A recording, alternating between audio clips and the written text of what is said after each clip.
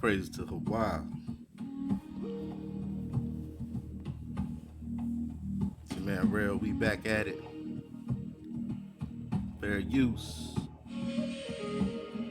This video is under fair use, section 107, Copyright Act 1976.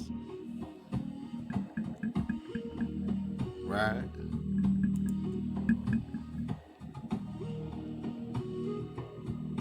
And we here today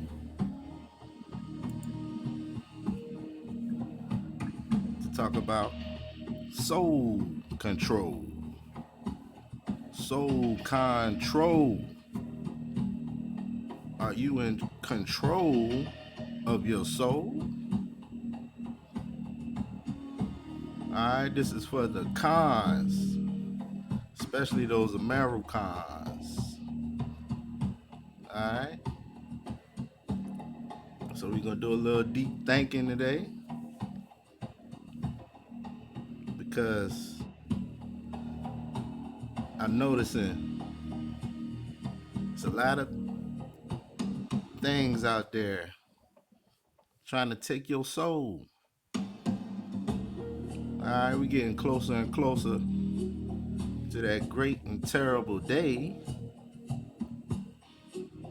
The hijack knows time's running out, time's speeding up.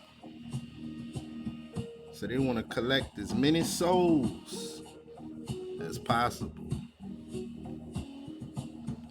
So I want you to guard your soul and have soul control. All right? Let go.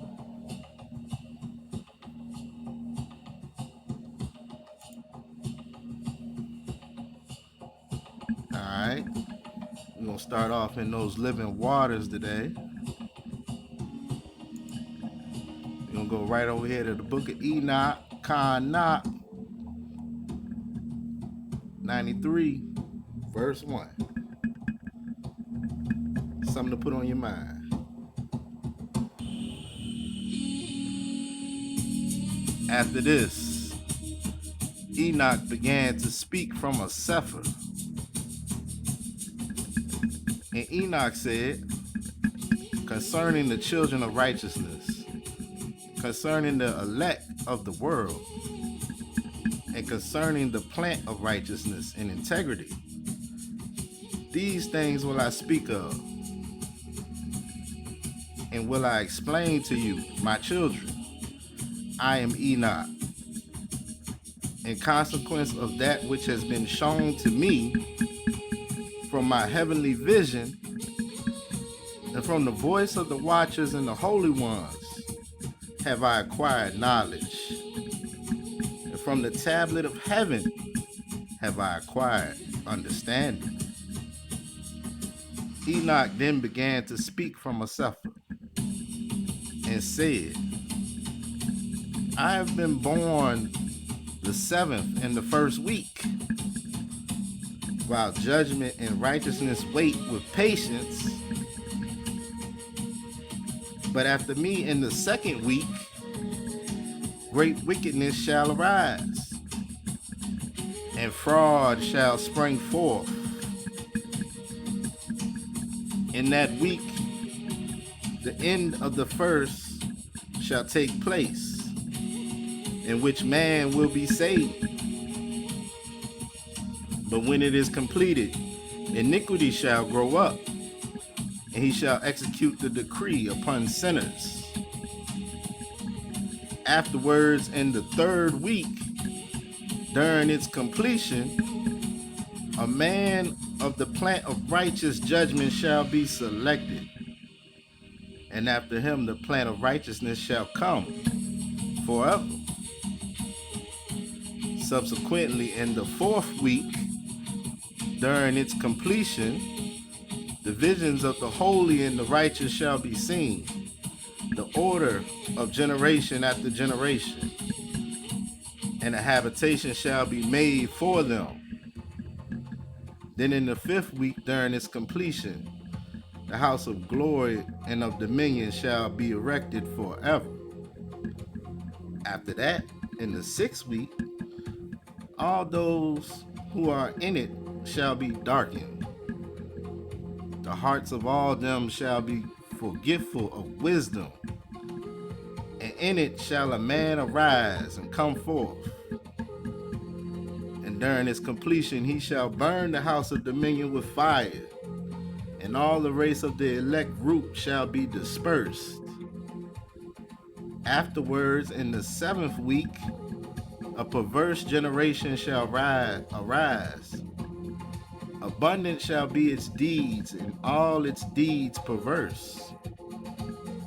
During its completion, the righteous shall be selected from the everlasting plant of righteousness. And to them shall be given the sevenfold doctrine of his whole creation. Afterwards there shall be another week, the 8th of righteousness, to which shall be given a sword to execute judgment and justice upon all oppressors. Sinners shall be delivered up into the hands of the righteous, who during its completion shall acquire habitations by their righteousness. And the house of the great king shall be established for celebrations forever. After this, in the 9th week, shall the judgment of righteousness be revealed to the whole world. Every work of the wicked shall disappear from the whole earth. The world shall be marked for destruction, and all men shall be on the watch for the path of integrity. And after this, on the 7th day of the 10th week, there shall be an everlasting judgment, which shall be executed upon the watchers. And a spacious, eternal heaven shall spring forth in the midst of the angels. The former heaven shall depart and pass away. A renewed heaven shall appear, and all the celestial powers shall shine with sevenfold splendor forever. Afterwards likewise shall there be many weeks, which shall externally exist in goodness and in righteousness. Neither shall sin be named there forever and ever.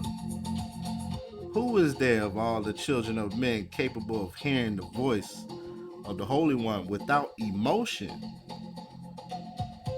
Who is there capable of thinking his thoughts? Who is capable of contemplating all the workmanship of heaven? Who of comprehending the deeds of heaven? He may behold its animation, but not its ruach. He may be capable of conversing, but not of ascending. He may see all the boundaries of these things and meditate upon them, but he can make nothing like them. Who of all men is able to understand the breadth and length of the earth? By whom have been seen the dimensions of all these things? Is it every man who is capable of comprehending the extent of heaven, what its elevation is, and by what it is supported? How many are the number of the stars, and where are the luminaries, and where all the luminaries remain at rest? All right, something to meditate on. I want to get one more in real quick. Let's go to Jubilees, chapter 10, verse 1. And in the 3rd week of this Jubilee, the unclean devils began to lead astray the children of the sons of Noah and to make error and destroy them. These unclean devils, evil spirits, right? And the sons of Noah came to Noah, their father, and they told him concerning the devils which were leading astray and blinding and slaying his sons. And he prayed before Hawah and said, Hawah, of the Ruachah of all flesh, who has shown mercy unto me and has saved me and my sons from the waters of the flood, and has not caused me to perish as you did the sons of perdition. For your grace has been great towards me, and great has been your mercy to my soul.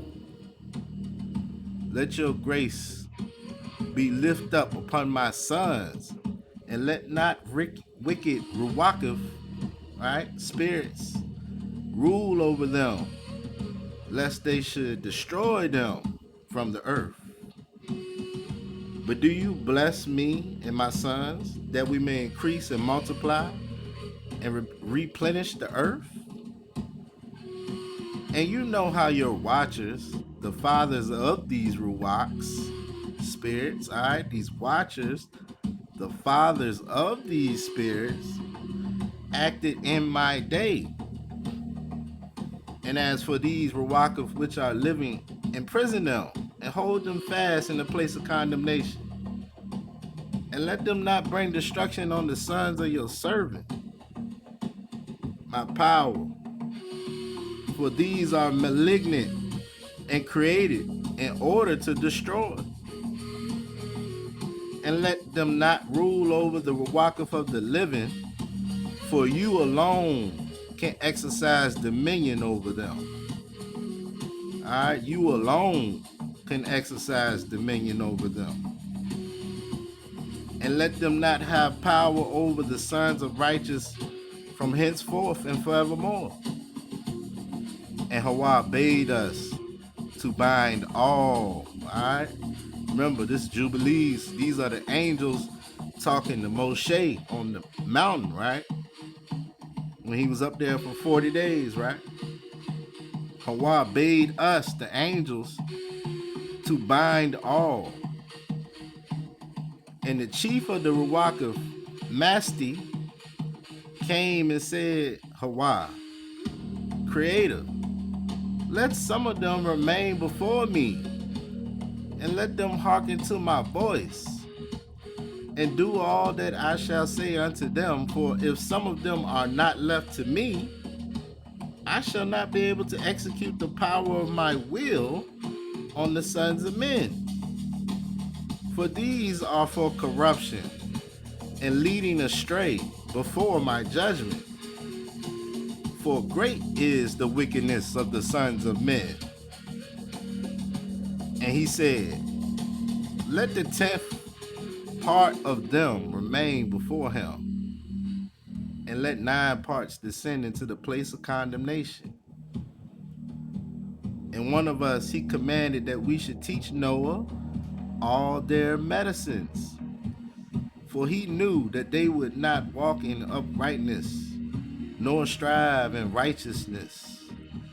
So you see that, right? They had to teach Noah the medicines, because that's what comes with these evil spirits. And when you get away from Hawah, you get into idolatry. Idolatry comes with disease. So he told them to teach them the medicines. And we did accordingly to all his words. All the malignant evil ones we bound in the place of condemnation. And a 10th part of them we left, that they might be subject before Satan on the earth. And we explained to Noah all the medicines of their diseases, together with their seductions, how he might heal them with herbs of the earth, using herbs of the earth. And Noah wrote down all things in a sefer, as we instructed him, concerning every kind of medicine, Thus the evil Ruach spirits were precluded from hurting the sons of Noah.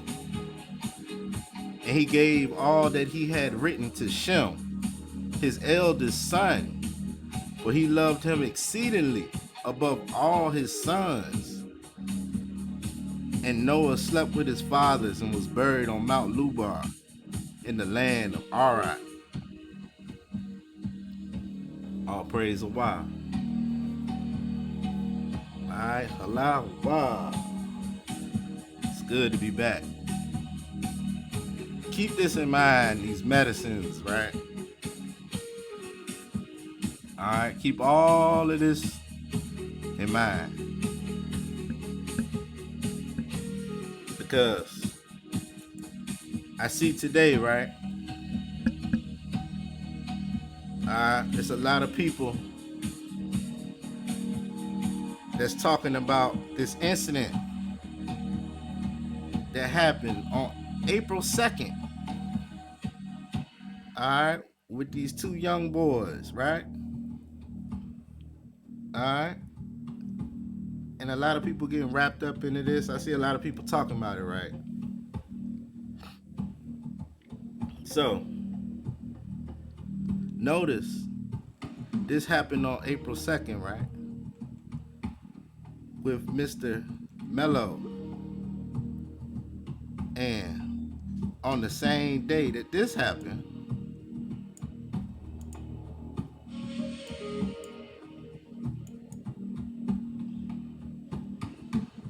hold on.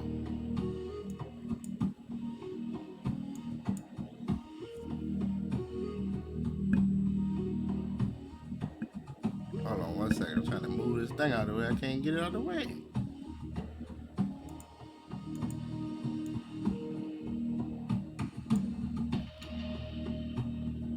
Let me see. Hold on. Give me 1 second, y'all.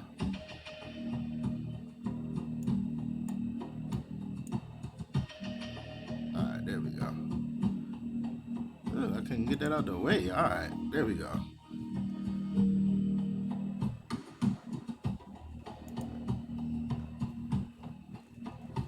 Alright. So, same day, right? That happened. I don't know if many people was aware of this, but the other Mello, the famous Mello, right? He got elected into the Hall of Fame on April 2nd. Alright? Same name now. You know, over here we don't do coincidences, right? So what's the odds? Same day the other Mello is in the news, this Mello is in the news. Right? So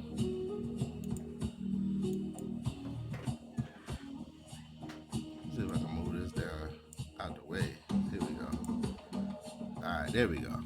I had to get that out the way. So I showed you that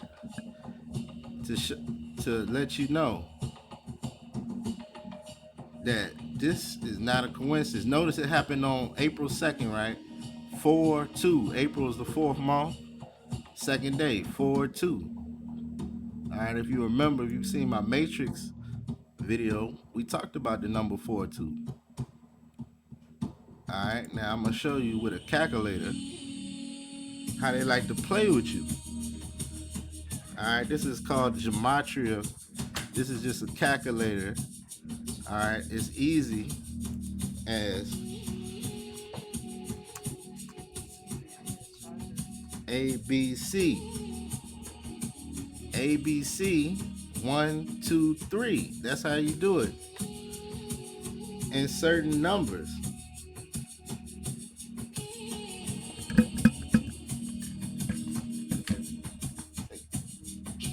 Alright, so you can go check this out and play with it and see if you can get some numbers to match up.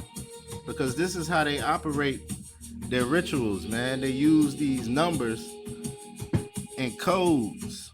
Alright, 42 is used to blacks. Alright, see, 42, right? Alright, they use this a lot. Alright, nigger, 42. Alright, uh, Malcolm X, 42. Alright, Martin, like Martin Luther, 42. Alright, also the show Martin, which is one of my favorites actually. He lived in apartment 42. Alright. They do this with a lot of things. Jackie Robinson Ward number 42. Right? Remember the Cosby Show? 42. Alright, 42. Huxtable. Remember the Huxtables? 42. Alright. Now this ain't, you can type in any word, you can get numbers, you know what I'm saying? They got different ciphers that can rearrange the different orders of how you do it. You can start with 1 as A, or you can start as Z. I mean, 1 is A, or Z could be A. You know, there's different ways. That's reverse. Then you got the regular way is ordinal. All right, they got different ways they can cipher it, but the odds of you getting these same numbers is very rare. Now, type in Mellow 42. This happened on 4/2, right? All right, and what happened? Stab 42. All right. So this is letting you know that this is something for you to draw to. Alright? They want you to put your energy into this. Now I'm not saying that what happened ain't real, because definitely they do real things and real things happen. They do require blood, you know. But I'm letting you know anything they put out there for you to gravitate towards as a major headline is by design and orchestrated, all right, for the people to get riled up. All right, just letting you know, okay, because they want your soul. That's what they want. Does anybody remember this? When during the Biden campaign, they had a battle for the soul of the nation. Do you remember this? Battle for the soul. This is what it's about. All right, and notice these photographers, they be in on this type of stuff too. All right, notice the 3 red stripes perfectly in this picture. Because during the campaign, people was calling it out. And they said the 3 red stripes referred to Chinese socialist slogans. Alright, the 3 red stripes. Remember that? Alright, but this quickly got debunked. They said the Biden campaign logo does not pay homage to a Chinese socialist slogan. So I take the news and I put it in reverse. Whenever they tell me something isn't, I think it is. That's just how I've learned to operate when dealing with these entities and spirits, right? Because this is all spiritual. They want your soul. Alright? Now, these 3 red banners is what they call them. This is an ideological slogan from the late 1950s, which called on the Chinese people to build a socialist state. Socialist state. Do you know what a socialist state is? A sovereign state constitutionally dedicated to the establishment of socialism.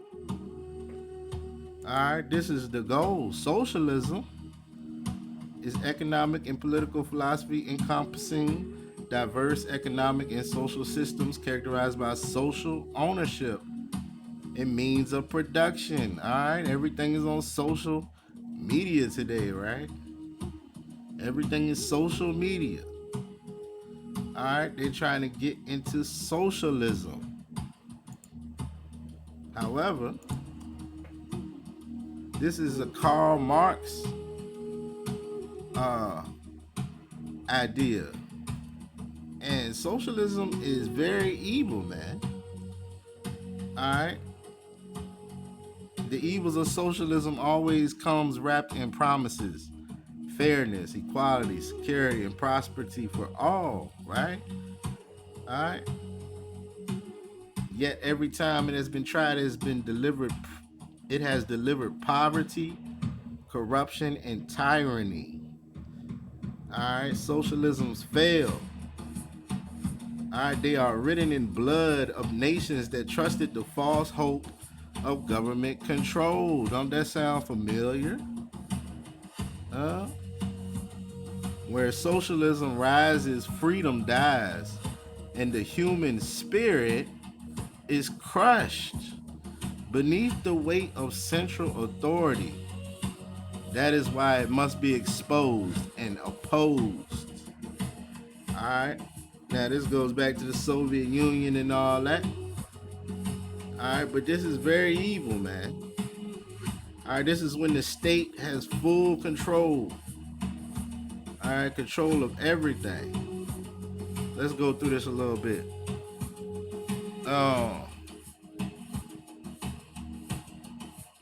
They are visible in the lives destroyed and nations ruined by its false promises.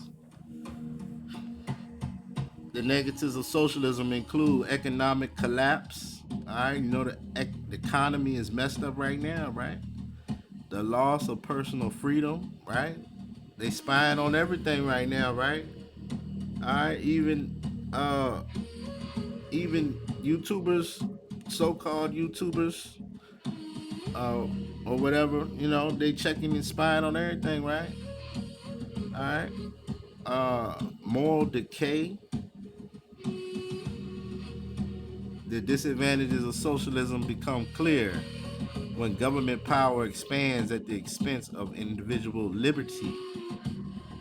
History shows that socialism is not just flawed, socialism is evil. Remember, we dealing with evil spirits. Alright, this is what they want. They want total control.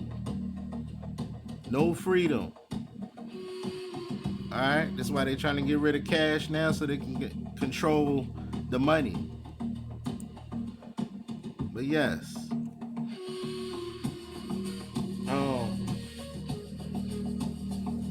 They want your soul. Alright. This ain't nothing new. When we go to scripture, right? They want your mind. Alright. They want to play with you just like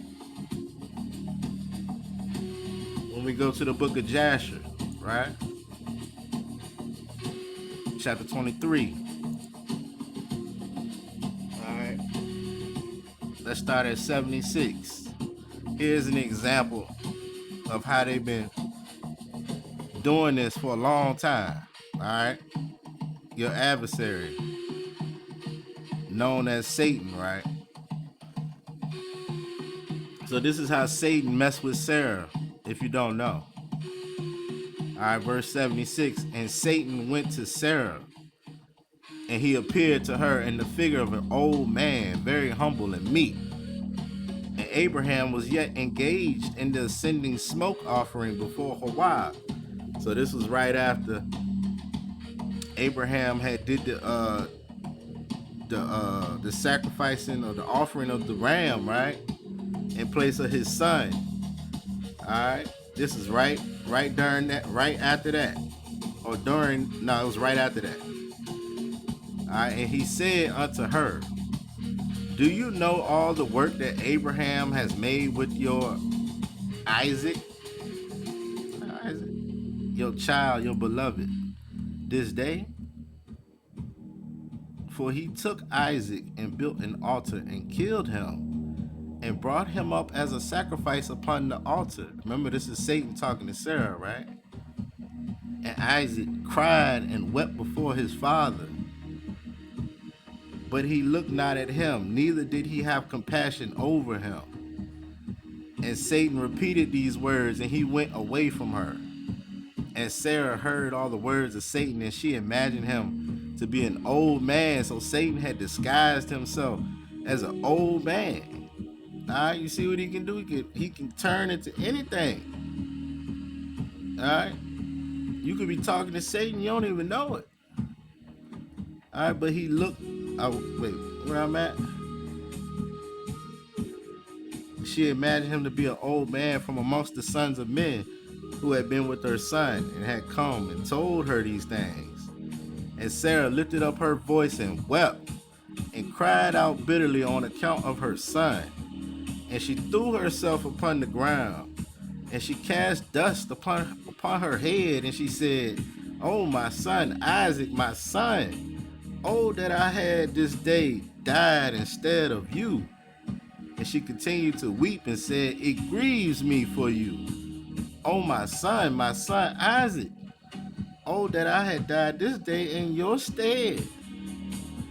And she still continued to weep and said, "It grieves me for you after that I have reared you and have brought you up. Now my joy is turned into mourning over you. I that had a longing for you and cried and prayed to Hawah till I bore you at 90 years old. And now have you served this day for the knife and the fire to be made an offering? But I console myself with you, my son, in its being the word of Hawah, for you did perform the command of your power.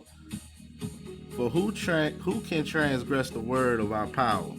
In whose hands is the soul of every living creature?" All right, that's what we just got in Enoch, right? "Are you just, O Hawah? For all your works are good and righteous." No, you are just, O Hawah. For all your works are good and righteous. For I also am rejoiced with your word which you did command. And while my eyes weeps bitterly, my heart rejoices. And Sarah laid her head upon the bosom of one of her handmaids, and she became as still as a stone. She afterward rose up and went about making inquiries till she came to Chevron. And she inquired of all those whom she met walking in the road, and no one could tell her what happened to her son. And she came with her maidservants and men servants to, what's that? Kirjatha, which is Chevron or Hebron. And she asked concerning her son, and she remained there while she sent some of her servants to seek where Abraham had gone with Isaac. They went to seek him in the house of Shem and Eber, and they could not find him, and they sought throughout the land, and he was not there. And behold, Satan came to Sarah in the shape of an old man, and he came and stood before her. And he said unto her, "I spoke falsely unto you, for Abraham did not kill his son, and he is not dead." And when she heard the word, her joy was so exceedingly violent on account of her son, that her soul went out through joy. Her soul went out through joy. All right, Satan was playing with her soul. She died and was gathered to her people.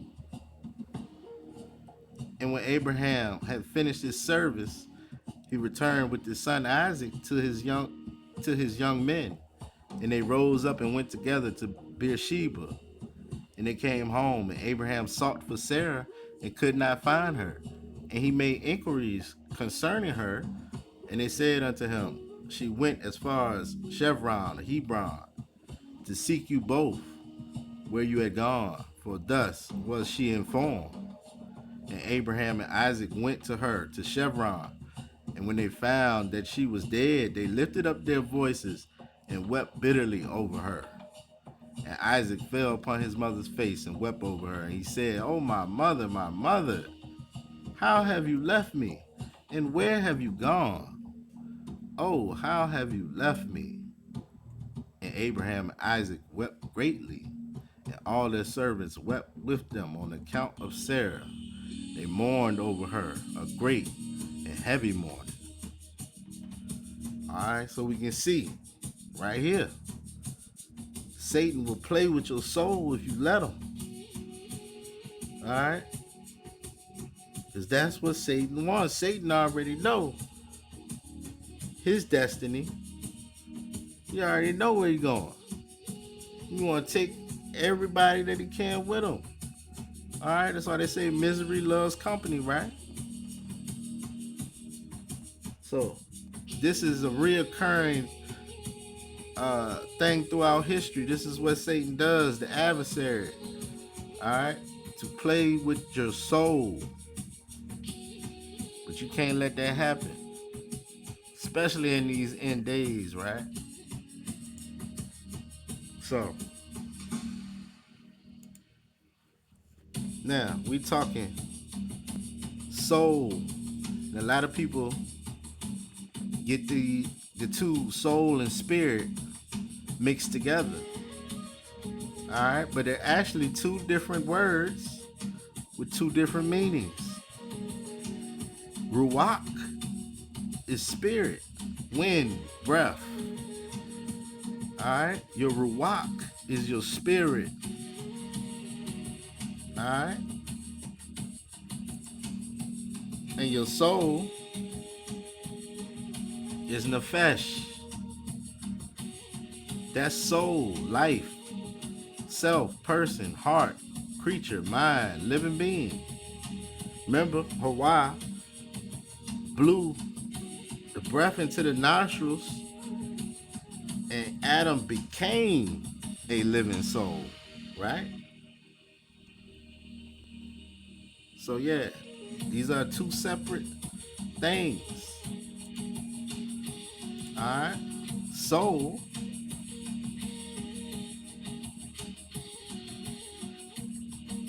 if I can get this to come up.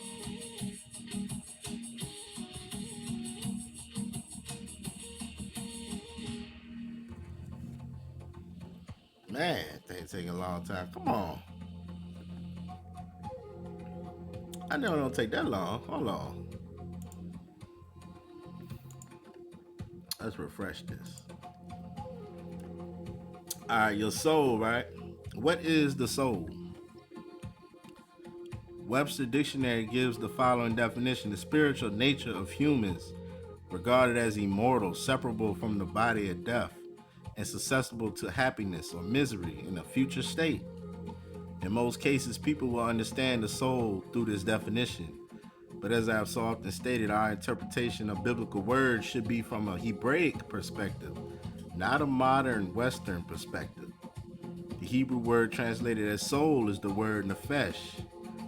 If we look at the various ways in which this word is translated in English, such as KJV, we will see a wide variation in its interpretation. Some of these translations include soul, life, person, mind, heart, creature, all right, so on, right? What exactly does this word mean?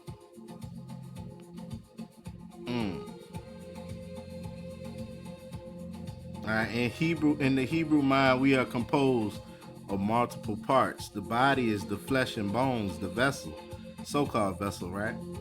The organs are viewed as the seats of thoughts, the heart, emotion, the kidneys, intuition, gut. The breath is one's character, what makes a person who they are. The soul is the whole of the person, the unity of the body, organs, and breath. It is not some immaterial spiritual entity. It is you, all of you, your whole being or self. That is the soul. Alright, now, some people walking around today, I don't even think they got no soul, right? Alright? We're around a bunch of zombies out here. I got a quick little video explaining the difference real quick. Let's go ahead and get into it.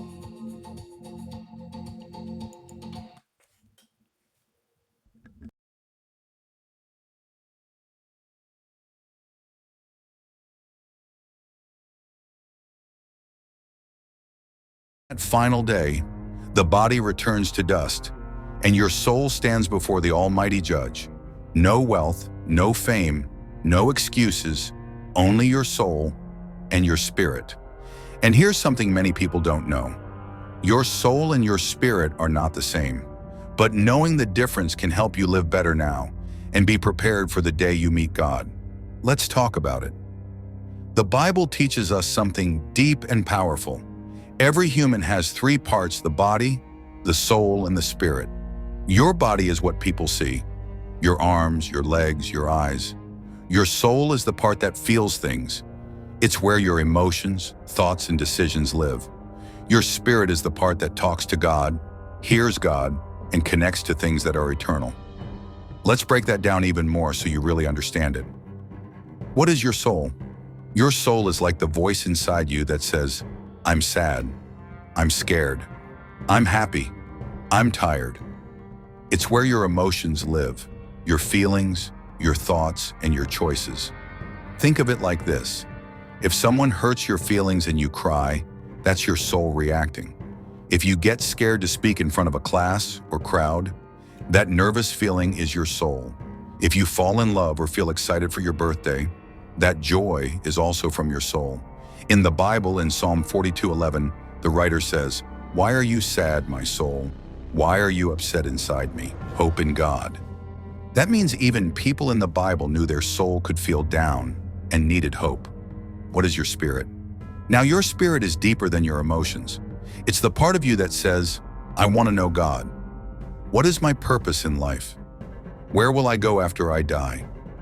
Your spirit doesn't focus on how you feel. It focuses on what is true. Your spirit helps you talk to God, feel His presence, and understand right from wrong. For example, if you're sad but you pray and suddenly feel peace, that peace comes from your spirit connecting with God. When you hear a Bible verse that speaks to your heart, that's your spirit listening. In Job 32:8 it says, "There is a spirit in every person, and the breath of God gives them understanding." That means your spirit is where God's wisdom enters. Jesus Himself showed the difference between soul and spirit. Alright, you know they had to throw the hijack on here, alright? Alright. We dodging that hijack. Alright. Never mind the JC talk. Before He was arrested, Jesus said in Matthew 26:38, "My soul is full of sorrow, even to death." We're gonna get on JC today too. Don't worry about it. That means His soul, the part that feels, was very sad. But later on the cross, He said in Luke 23:46, "Father, into your hands I commit my spirit." That means His spirit, the part that connects with God, was surrendered and at peace. So His soul felt deep pain, but His spirit still trusted God. This is how it is with us too. Your soul can cry, but your spirit can still believe. Why should you care about all this? Because every day, your soul and your spirit are speaking. And if you don't understand them, you might listen to the wrong voice. For example, your soul might say, "I'm not good enough. I feel angry. I'm so worried about tomorrow." But your spirit says, "God loves me. God is with me. There is hope." When your soul is crying, your spirit can bring calm. When your soul wants to give up, your spirit reminds you to keep going. And here is how to take care of your soul and spirit. You have to care for both your soul and your spirit, just like you take care of your body by eating and sleeping. To care for your soul, talk to someone when you're sad. Write your feelings in a notebook. Do things that make you smile. Rest when you feel tired. To care for your spirit, talk to God in prayer. Read and think about Bible verses. Sing worship songs to God. Spend quiet time listening for God's voice. When your soul is weak, your spirit can carry you. And when your spirit is strong, your soul becomes peaceful. One day your body will die, but your soul and your spirit will still be alive, and you will stand before the throne of God. What will you bring before Him? Not your phone, not your clothes, not your bank account, only your soul and your spirit. That's why you must understand them, care for them, and surrender them to God. Ephesians 2:8 says, "You are saved by grace through faith. It's a gift." All right, on that note, before he start reading them New Testy scriptures, we're gonna go ahead and get up out of there. Appreciate that though. That was gallant scripture with Elias. Thank you. All right, and I think I got another one. All right, talking about your consciousness. All right, let's get one more quick video in real quick. I ain't gonna get all of this one.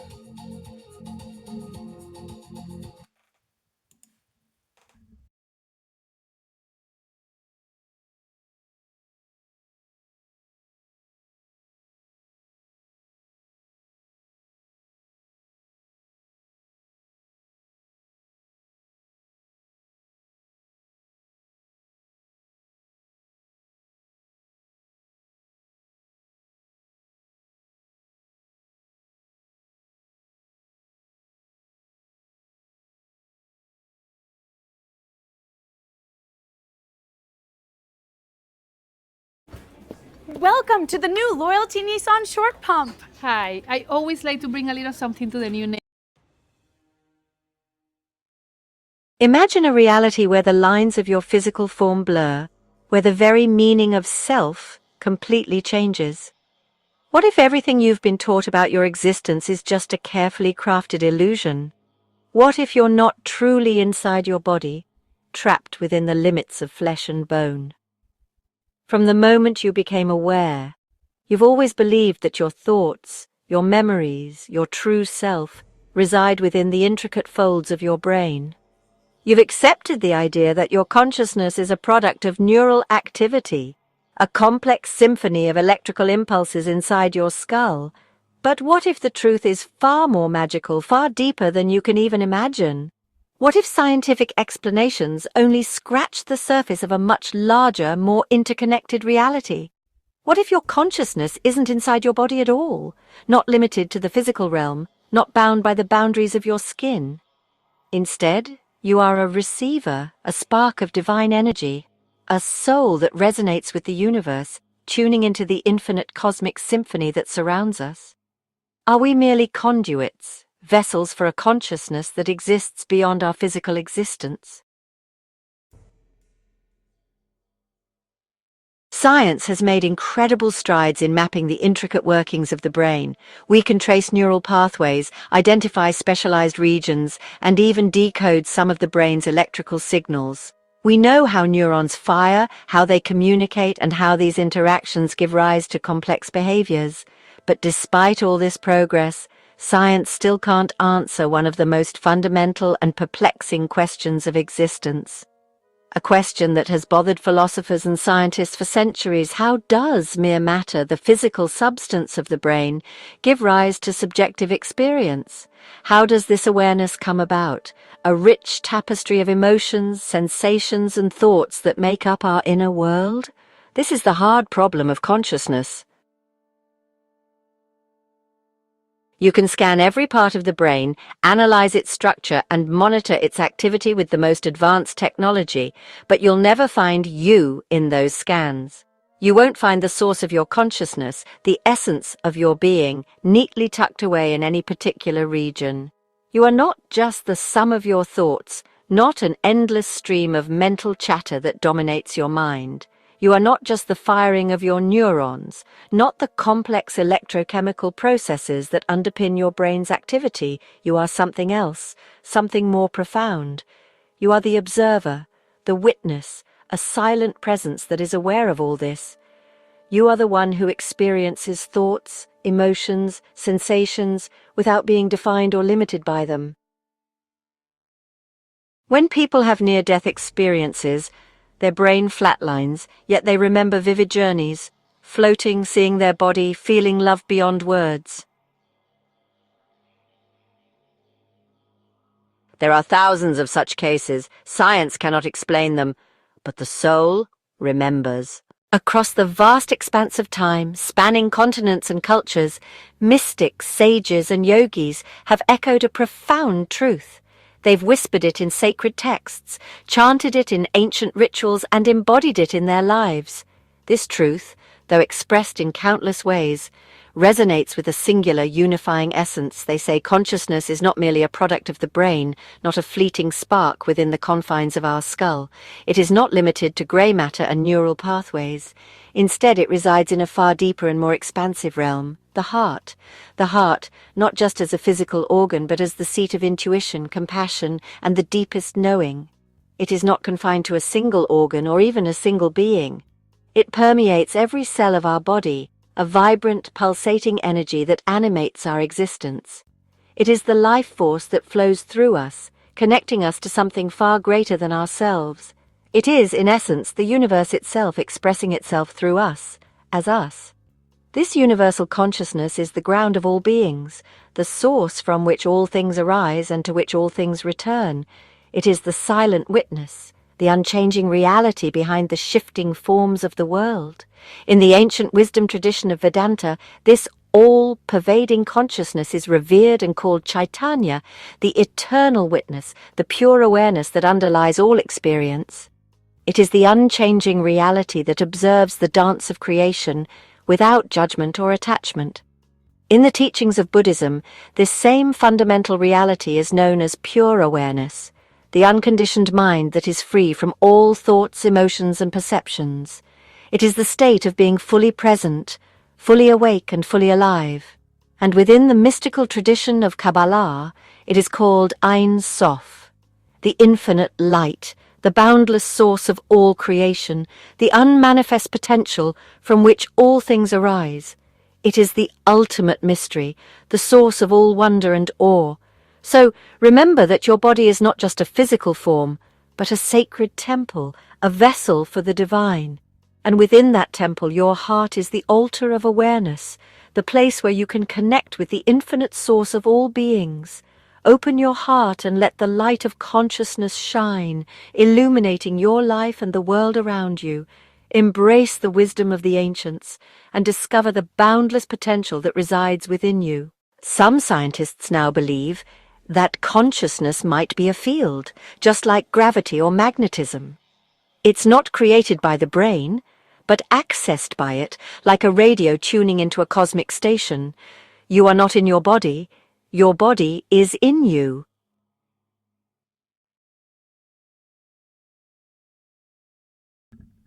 All right.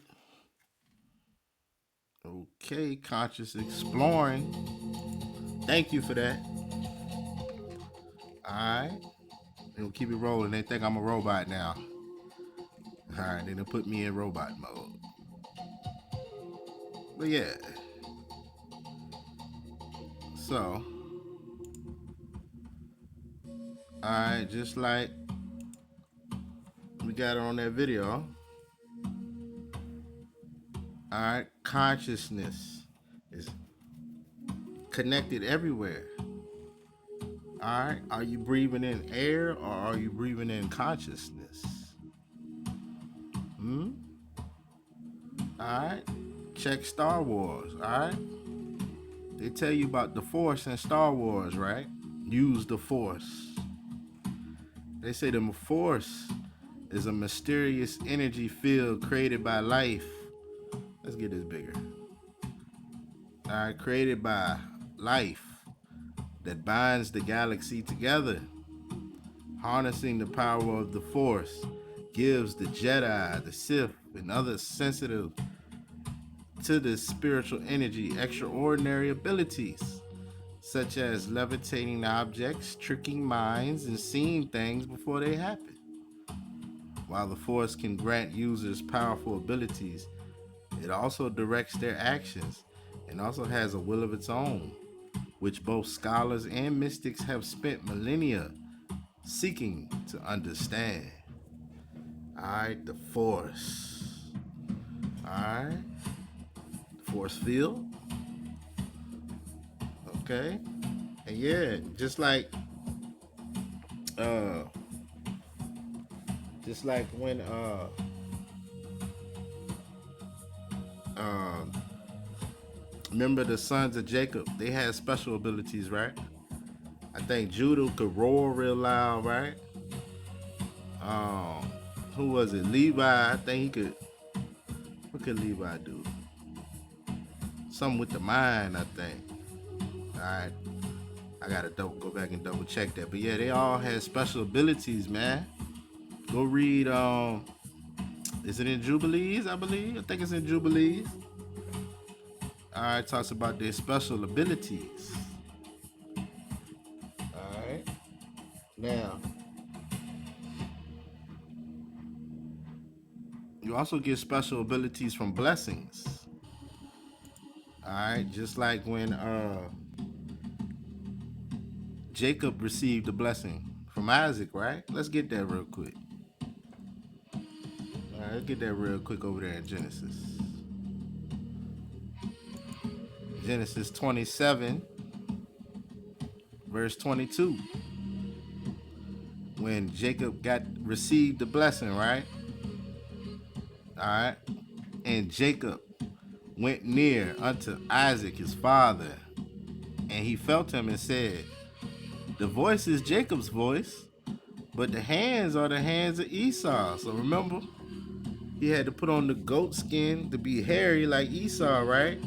His mom, Rebecca, all right, she made him put this goat skin on because Esau was real hairy, right? All right, and he discerned him not because his hands were hairy as his brother Esau's hands. So he blessed him, and he said, are you my very son Esau? And he said, I am. And he said, bring it near to me, and I will eat of my son's venison, that my soul may bless you. Right? My soul may bless you. So this blessing came from the soul. And he brought it near to him, and he did eat. And he brought him wine, and he drank. And his father Isaac said unto him, come near now and kiss me, my son. And he came near and kissed him. And he smelled the smell of his raiment and blessed him and said, see, the smell of my son is as the smell of a field which Hawah has blessed. Therefore Hawah gives you of the dew of heaven and the fatness of the earth and plenty of grain and wine. Let people serve you and nations bow down to you and be prevalent over your brethren, and let your mother's sons bow down to you. Cursed be everyone that curses you, and blessed be he that blesses you. And it came to pass, as soon as Isaac had made an end of blessing Jacob, and Jacob was yet scarce gone out from the presence of Isaac his father, that Esau his brother came in from his hunting, and he also had made savory meat and brought it unto his father. And he said unto his father, let my father arise and eat of his son's venison, that your soul may bless me. See? Soul blessing. And Isaac his father said unto him, who are you? He said, I am your son, your firstborn, Esau.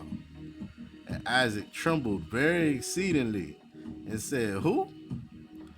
Where is he who has taken venison and brought it me? And I have eaten of all before you came, and have blessed him.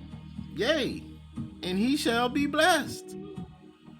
And when Esau heard the words of his father, he cried with a great and exceeding bitter cry, and said unto his father, bless me, even me also, O my father.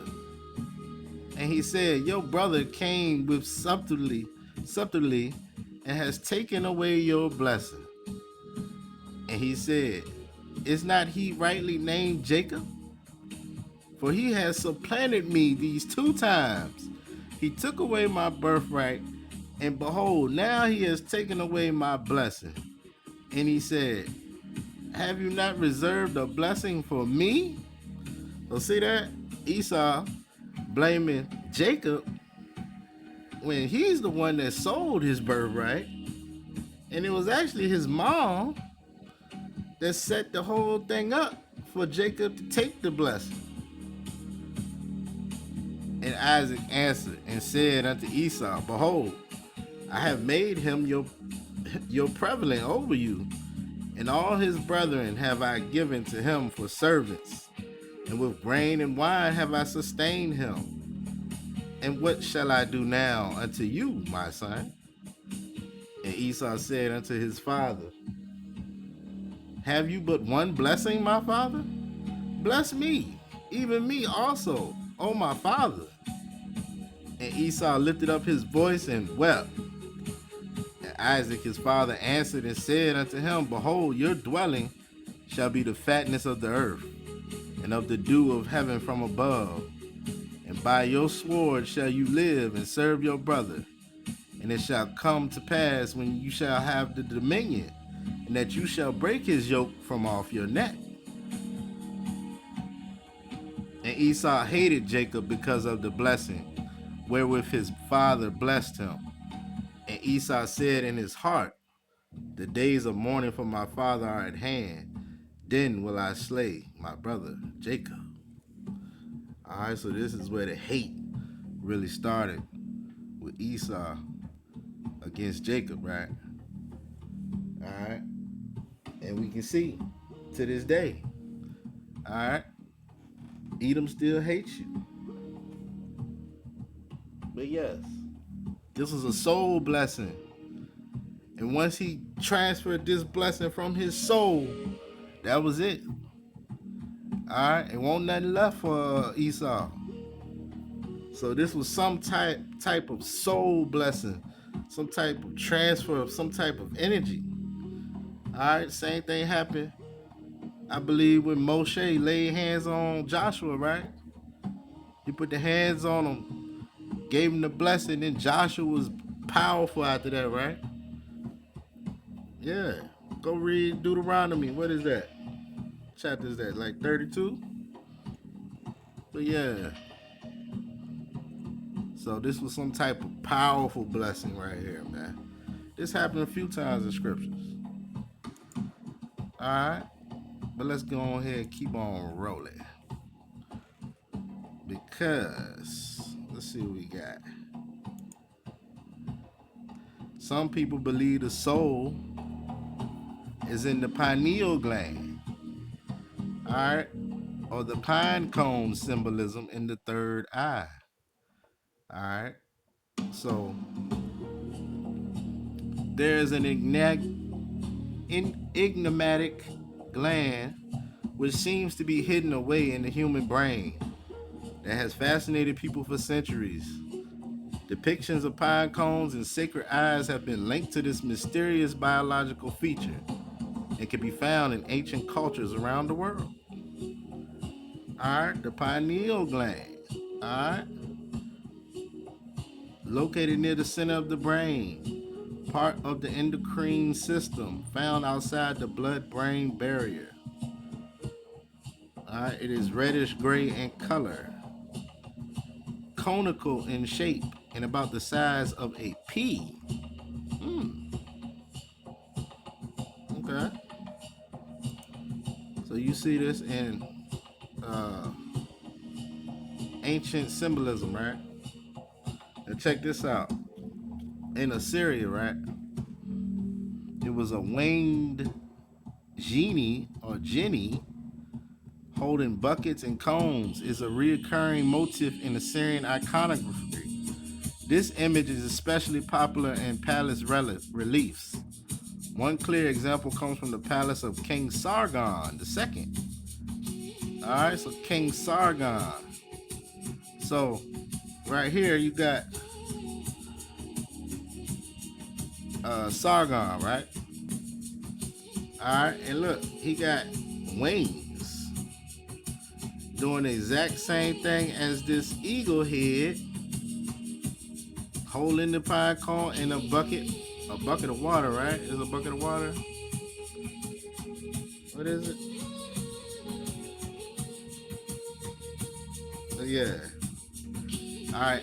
So they doing the same pose, right? This is Sargon II, and this is an eagle-headed man, a winged genie with a pine cone in a bucket, performing a ritual before a tree of life panel.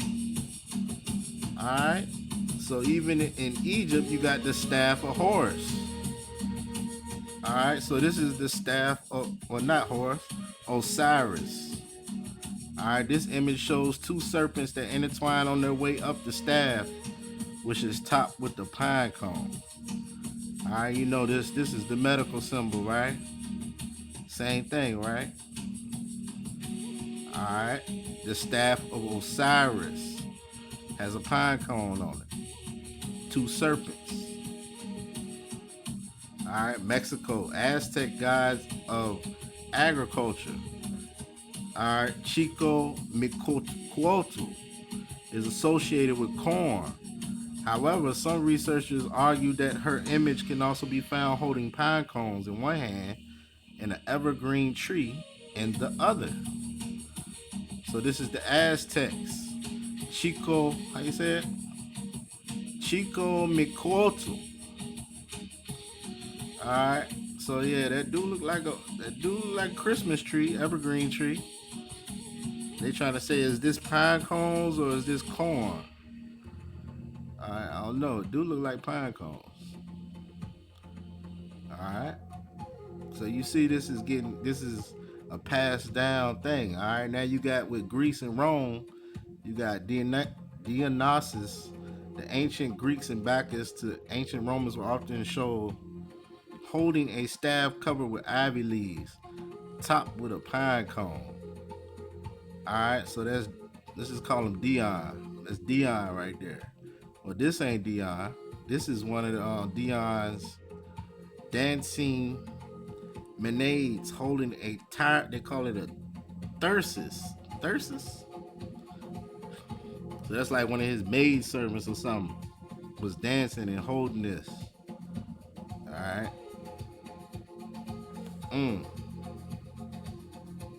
Alright. Now you know you got this at the Vatican too. Alright, they got a giant. Matter of fact, let me get that because I thought that was on here. They ain't even on here. Let's go and get that.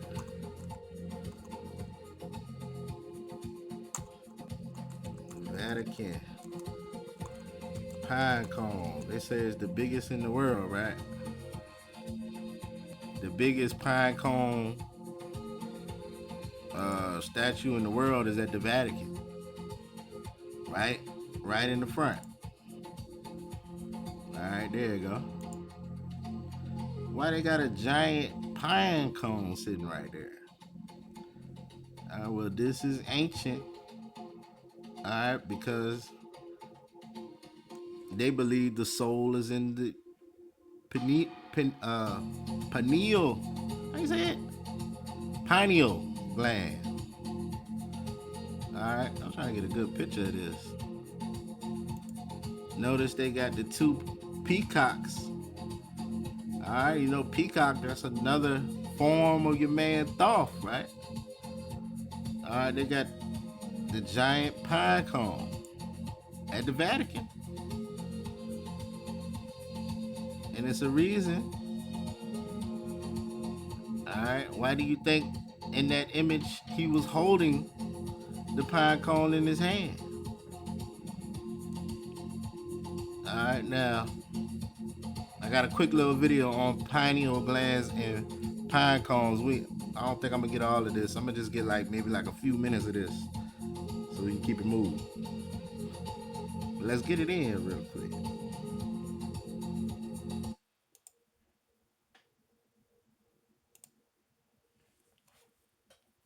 I think they think I'm a robot. Yep, there they go.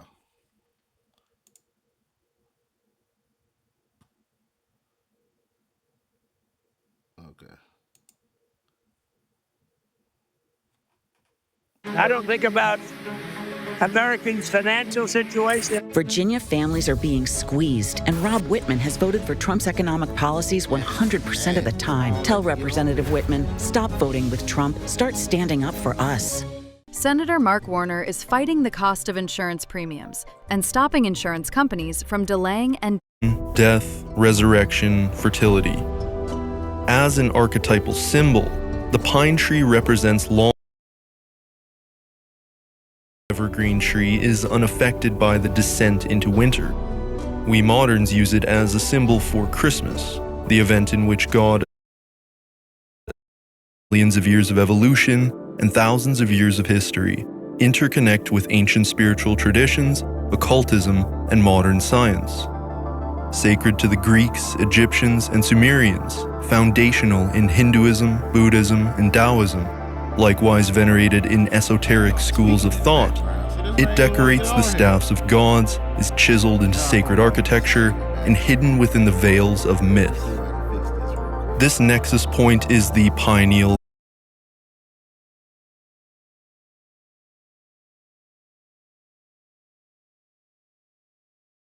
Deep within the brain, there is a nexus point, where millions of years of evolution and thousands of years of history interconnect with ancient spiritual traditions, occultism, and modern science. Sacred to the Greeks, Egyptians, and Sumerians, foundational in Hinduism, Buddhism, and Taoism, likewise venerated in esoteric schools of thought, it decorates the staffs of gods, is chiseled into sacred architecture, and hidden within the veils of myth. This nexus point is the pineal gland, and for thousands of years it has been taken to be a gateway to spirit, enlightenment, and higher dimensional realms. To this day, a complete understanding of its purpose remains elusive. Rather than being another decalcification tutorial, this video will be more of a history of science and religion perspective, and we'll be exploring its ties to mythical and symbolic ideas, and much more. The story begins, in some sense, with the Greek physician Herophilus, around the 3rd century BC. Often regarded to be the father of anatomy, he believed this small gland located between the two hemispheres of the brain to be a sort of valve. The function of this valve, which would come to be the prevailing belief throughout most of classical antiquity, would be to regulate the flow of pneuma within the brain. Pre-Socratic philosophers described pneuma as the primary substance underlying all existence, synonymous with breath, air, and spirit. What immediately becomes clear is that at the very beginning of the pineal gland's history in the medical literature is its association with spiritual concepts. The pneuma of the Greeks appears to be synonymous with the prana of the Hindus, both representing some vital essence, some breath-like force which sustains all life. Herophilus performed his work at the University of Alexandria in Egypt and recorded these findings in 9 volumes, all of which are now lost. As a result, our knowledge of all this is largely due to Galen of Pergamon, one of the most accomplished physicians of antiquity whose writings have been preserved. In Galen's first description of the pineal gland, he coined it the conarion, simply meaning pine cone, the cone of a pine tree. Galen was well aware of the mystical significance that preceding physicians had given to the pine cone-shaped gland. Though such notions might have stemmed from Eastern traditions which were ancient even in his day, Galen outright rejected its function as a valve for pneuma.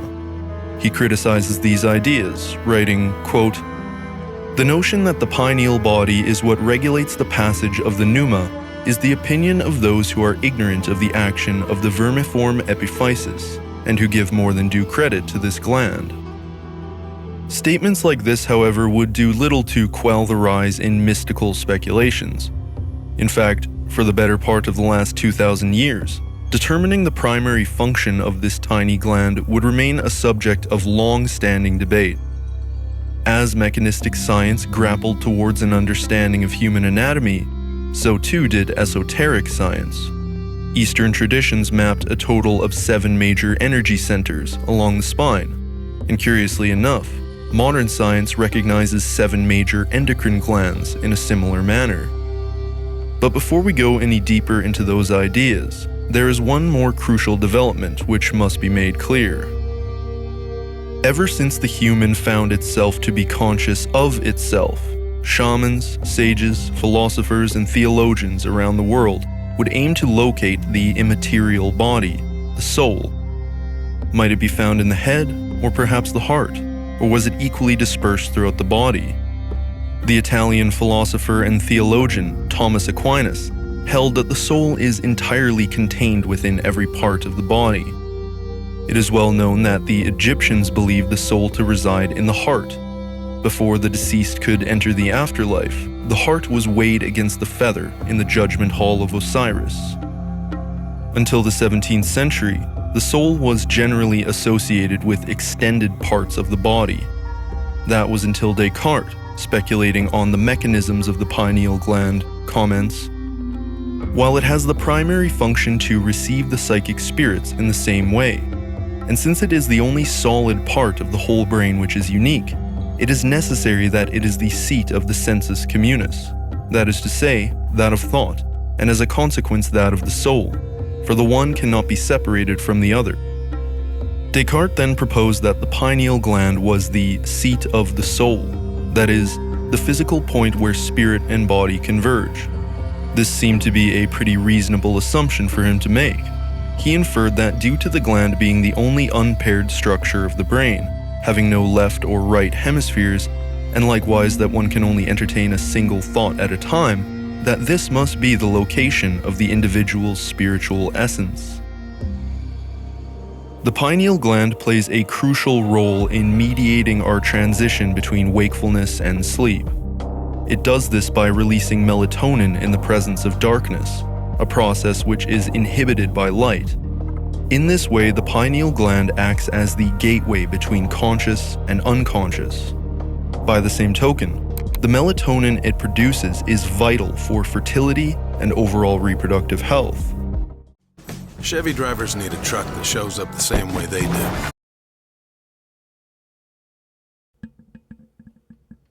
All right, that's enough. That's enough. I appreciate that. What was that? The mystical polymath. Thank you. Appreciate you. All right, so as you can see, they've been debating for a while. Where is the soul? All right, some feel it's in the heart. Some feel it's in the pineal gland. Right? Now, when we talk about this pineal gland,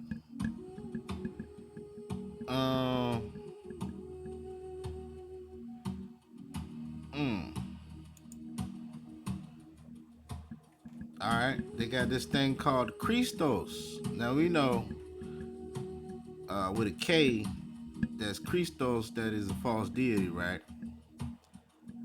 But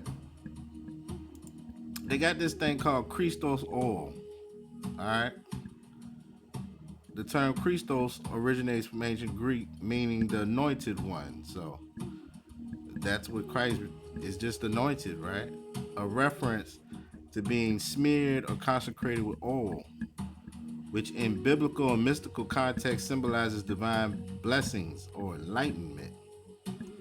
All right. In esoteric traditions, this evolves into the concept of an internal Christ oil, also known as the sacred secretion or chrism.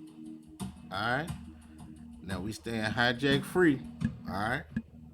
We know anointed could be anyone that's anointed. We're not just necessarily talking about JC, but we know that that's what they was rocking with. So of course they'll call it Christos oil, right? All right, this was during the time of Aristotle and what's his name, Hippocrates, and all right, when they was naming the anatomy of the body and things, so they called it Christos oil. All right. Proponents claim this oil is secreted in the brain and travels through the nervous system, linking spiritual awakening to physical anatomy. All right, so this Christos oil is a real thing. All right, let me see. I think I got something on it. What I got on it? There you go. Turn this up a little bit. All right. Christos, what they call it, right? Connected to the pineal gland. All right. And you got this vagus nerve.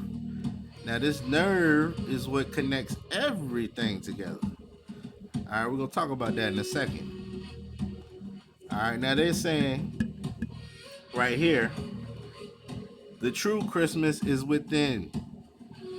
Now, you know we don't do Christmas over here. All right, because that's just a mass of Christ. All right, their Christ. And you know their Christ is fooling the masses. And it is a massacre. All right, for those that will worship their Christ, there will be a massacre. However, the pineal gland, a crystalline receiver. Hold on, that's too loud. I'll try to turn up too loud. The pineal gland is a crystalline receiver of higher consciousness. All right, they're saying their so-called Santa is the classroom, the part of the brain that delivers the sacred oil. So that's the classroom. And then you got the vagus nerve, which is the pathway that carries the current through the body. So they're saying the Christos is the oil within, rising to illumination. All right, I think I got another little image. What this is. Okay, yeah, here you go. The vagus nerve connects everything in your body. It connects all the way up to the pineal, through the ears, heart, stomach, kidneys, everything. All right, the vagus nerve is very important. All right. Now, talking Christos, right? They want to name it after Christ, right? Now, if you seen my Son of Righteousness video, we talked about this already. All right, you got holy anointing oil, and then you got spikenard. I asked, what oil was used to anoint Christ? Now, you know they're talking JC. When you just say Christ, we know what Christ means anointed, but you know they're going to take it to JC when you say Christ, right? So, spikenard oil was used to anoint Christ. All right, that's in the Gospel of John. All right, we done went through all that. This is pretty much perfume. All right, now, David was anointed with holy oil.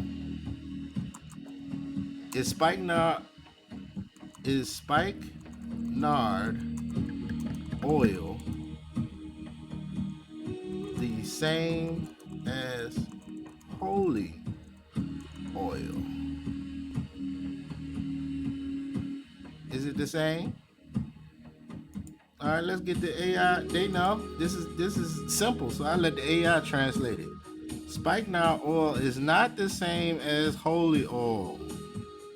All right, it's not the same, but it's used in religious contexts, including so. The holy oil is a whole got different ingredients. They come from different plants. All right, spikenard comes from nardo stash. All right, the holy oil got what it got, honey and everything in it, right? These are two different things. Spikenard oil is not the same as holy oil. So how can he be anointed if he didn't even get anointed with holy oil, man? That's what I'm trying to get you to see. But yet, Christians cannot see this. All right? So I'm sorry for you, any Christians or anybody new to this channel. I'm sorry, guys. Okay, the creation of JC was historically derived from Horus, Adi, Mithi, Krishi, Dion, Zeus, you name it. You name it. All right. All of that. It's a compilation all put together.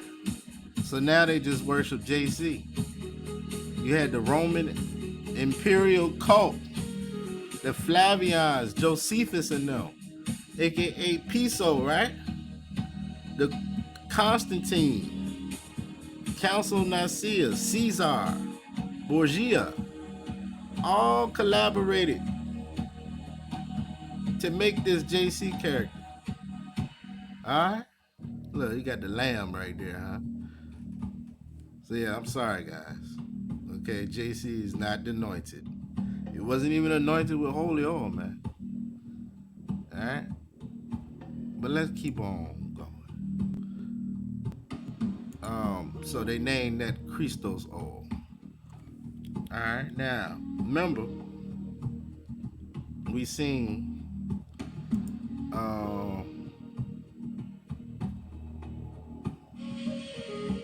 this character, all right, that eagle character that we saw, right? That eagle head, all right, is the name of that eagle head that we saw is Nisroch, a god of Assyria, in whose temple King Sennacherib was worshiping when he was assassinated by his sons. All right, so this is who he was worshiping, Sennacherib, that eagle guy. Remember, holding the pineal gland that looked like Sargon. All right, now this is also considered a demon. Nisroch, all right, became seen as a demon. All right, the eagle head. All right, now Sennacherib was worshiping him, but they said his father was Sargon the second. All right, Sargon. All right. Okay. You see what he looking like, right? All right. He got the dreads, or what he got? What he got going on? Those dreads? All right, now that's what I thought was interesting with the Sargon, right? All right, which means faithful king. Sargon, named after the Sargon of Akkad, but this is Sargon the second. They say he was the greatest ruler.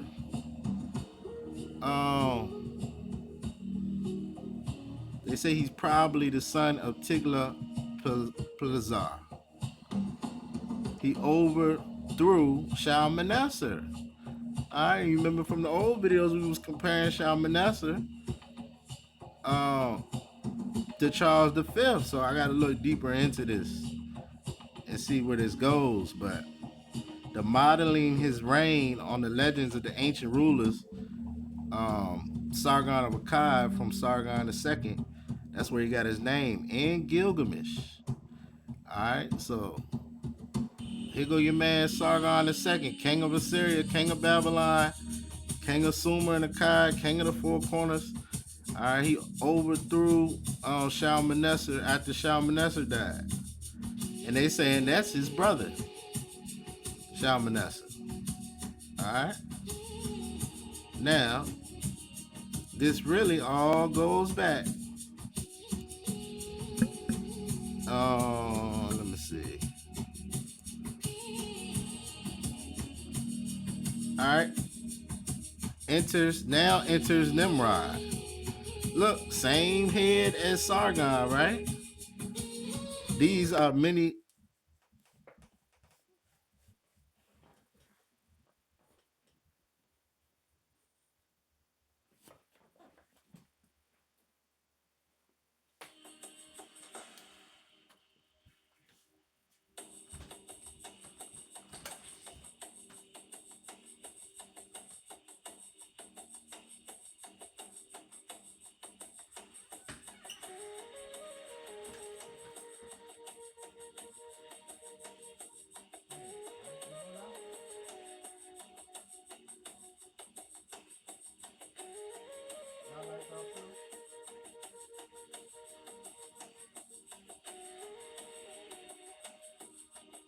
still got light.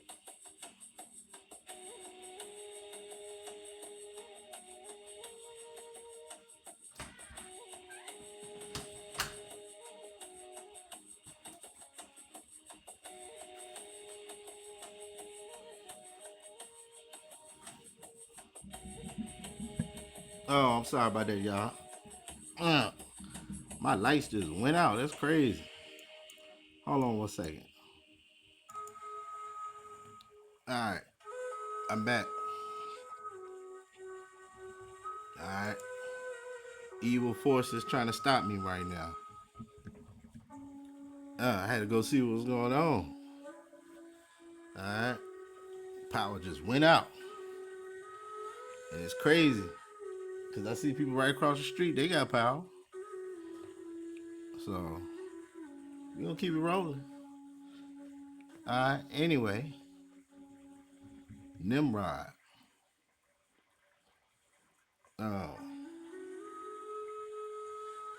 These are the many names of Nimrod. All right. As you can see. Dino is on there. Gilgamesh.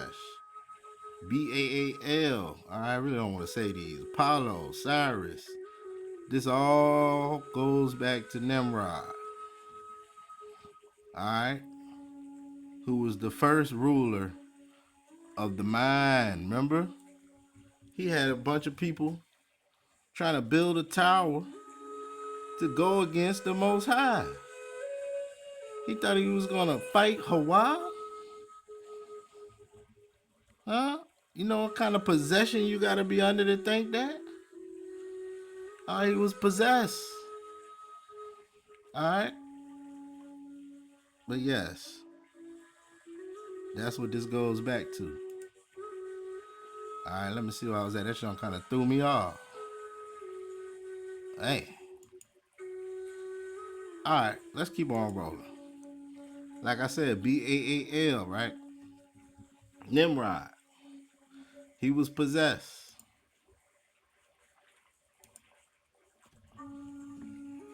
Had to switch up the vibe and everything, man. Alright, let me see if we can get this going now. None of my stuff is working. Can I refresh?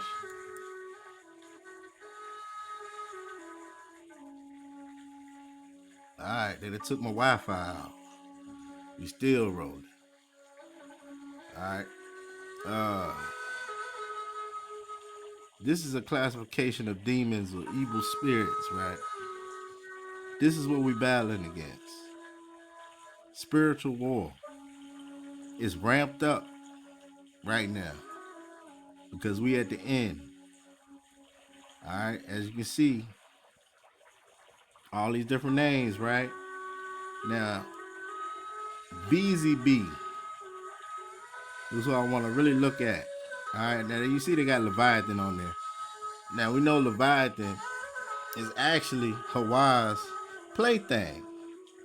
All right, they're trying to throw dirt on Leviathan all the time. Now, were there multiple Leviathans? I don't know. But don't look at Leviathan as evil.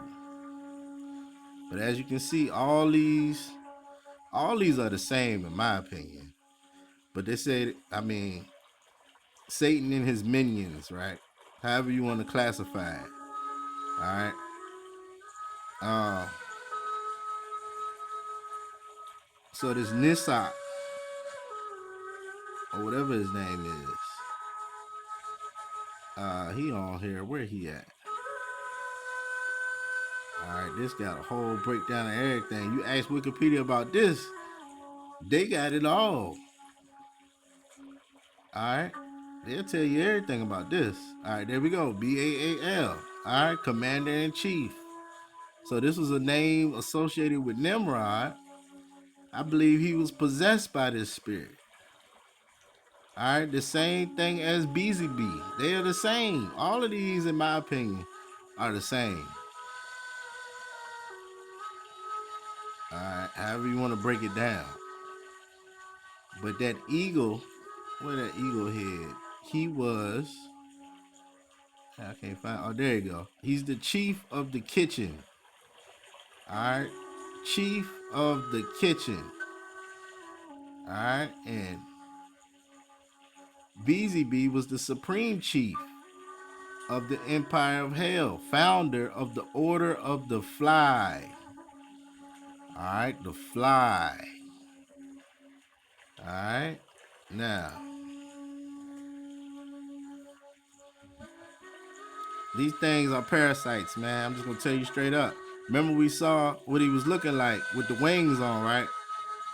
These are parasites. All right, parasites, and they get into your brain. Okay, and look what it say right here. It causes neurocysterosis. It's caused by a pork tapeworm. Of all worms that cause brain infections, the pork tapeworm causes by far the most cases of brain infections. So get in your brain, all right? And they secretly try to put pork in everything. All right, you can go back and look at some stuff you ain't think had pork in it. There's a lot of things that they secretly put pork in it, man. This is what they're trying to do to you. Trying to give you a brain infection with these parasites. All right. Did people get these tumors and stuff in the brain and whatnot? All right. You also got, they found last year, right? Everything gonna move slow now because I ain't even on the Wi-Fi, so y'all just got to bear with me. We gonna keep rolling. All right. We was halfway in and then they want to throw me off.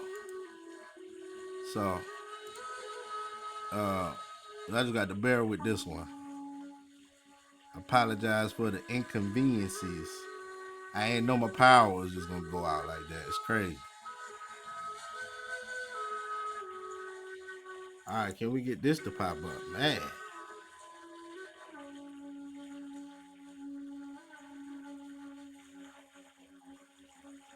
Man, I don't have to make this whole video over again, man.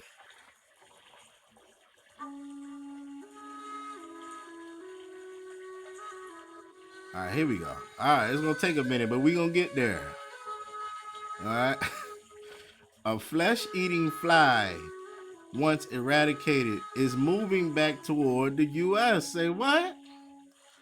This was in 2025, December 18th. Did you know about this flesh-eating fly that was moving back toward the U.S.? Did they tell you about this? All right. California researchers are preparing for the possible return of the New World screwworm. So this is called the New World screwworm, a parasitic fly that feeds on living flesh and once devastated U.S. livestock. By monitoring traps and educating veterinarians and farmers, they hope to stop the pest before it gains a foothold. This is called the New World screwworm. All right, New World, huh? When the last time, when the New World screwworm last spread across the U.S., it caused a widespread damage to livestock and took decades to eliminate. It took decades to get rid of this. And they say it's coming back. Well, I guess, I mean, we in June now. This was in December last year. What is this?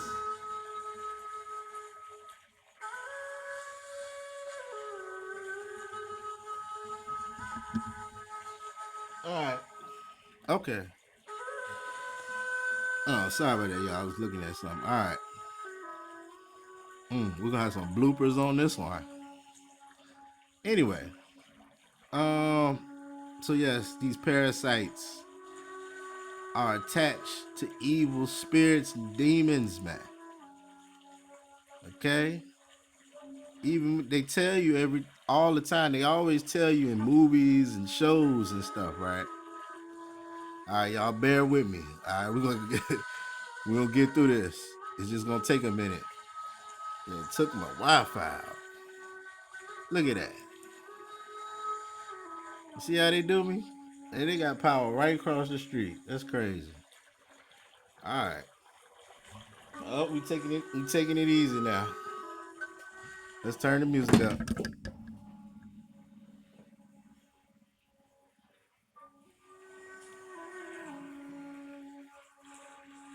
All right, here we go.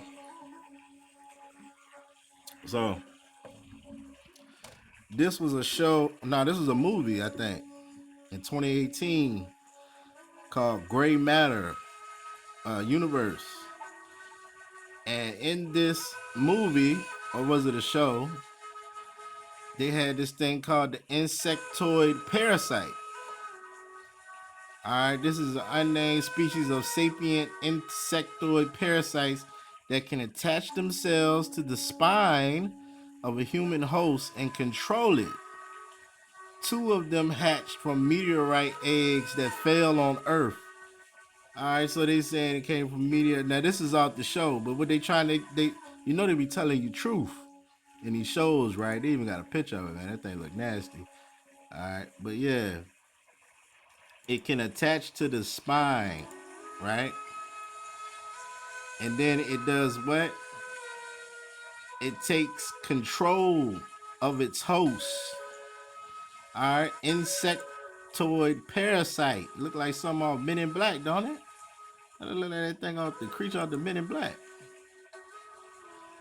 All right, once they find a suitable host, they attach themselves to the upper spine and sink their legs into the host's flesh to take over the host's mind and control the host's actions.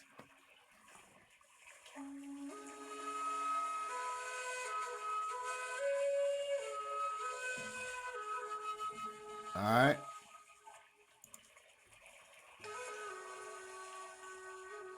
Y'all give me 1 second. Let me check on something. Okay, we back. So, I got a little, they tell you everything through cartoons and movies, right? So check this out, all right, about SpongeBob. At SpongeBob's face, he isn't just acting weird, he is being held hostage inside his own body. In episode 3, we witness a literal home invasion, but the house is his brain. A parasite drills into his skull while he sleeps and turns him into a flesh puppet against his will. You might remember the jokes, but you definitely missed the horror hidden in this scene. Let me show you. So, welcome back to day 7 of the deep dive. And before we get into the darkness, Happy New Year to all my subscribers. We are starting 2026 the only way we know how, by ruining your childhood. Thank you for riding with me this far. This year, we are decoding everything. Now, back to the horror. Episode 3, Part 2 introduces the series' main antagonist. But Plankton isn't just a bad guy. He represents existential dread. He is a tiny, angry god who believes he is entitled to rule the world. The episode starts with a simple premise. Plankton wants the Krabby Patty, but notice his methods. He doesn't fight fair. He uses manipulation. He tries to bribe SpongeBob with a golden spatula. When that fails, he doesn't give up. He gets personal. Plankton realizes he can't beat SpongeBob physically, so he decides to beat him neurologically. This scene is pure nightmare fuel. Plankton crawls inside SpongeBob's head while he is sleeping. This is a home invasion, but the home is your body. He attaches a mind control device directly to SpongeBob's brainstem. SpongeBob wakes up and he is gone. He is a passenger in his own body. The middle of this episode is arguably the darkest concept the show ever explored. SpongeBob loves the Krusty Krab. It is his soul, but Plankton forces him to say mean things to Squidward. He forces him to bring a patty to the chum bucket. Look at SpongeBob's eyes. He is fighting it. He is screaming internally, but his limbs are moving against his will. This is psychological torture. Plankton is stripping away SpongeBob's identity layer by layer. And then the lab scene. And now, drop it in. SpongeBob is inches away from destroying the Krusty Krab's legacy. He's crying. Plankton doesn't care. He is enjoying the suffering. This establishes Plankton not just as a thief, but as a sadist. So, how does SpongeBob survive? Not through strength, not through smarts. He survives because Plankton has a fatal flaw: greed. Plankton gets so excited by the patty that he leaves the safety of the brain to touch it himself. He abandons the controls to satisfy his own lust. And that is his undoing. The episode ends with a joke. Plankton is 1% evil, 99% hot gas. But don't let the joke fool you. He successfully mind-raped the main character and almost destroyed the town's economy. He is 1% evil, but that 1% is pure, concentrated malice. SpongeBob laughs it off at the end, but the trauma remains. He now knows that at any moment while he sleeps, someone can take control. That wraps up episode 3. Tomorrow, we move to episode 4. We're covering... Okay. You see, they're showing you, right? All right. Because technically, SpongeBob is just a play off of you. All right. The normal working person who is like a sponge and soaks up everything around you. All right. And let's see where we're going now. Let's see what we can get. So back to Nimrod, right? All right. He was the first person to do mind control. It's Nimrod, a man after Satan's own heart. All right.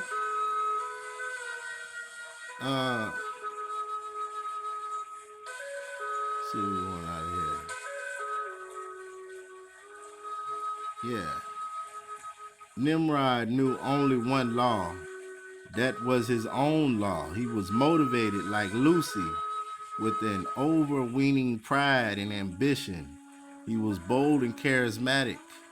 He believed he could gather about him all the people of the world and mold them into a kingdom that would challenge the gates of heaven.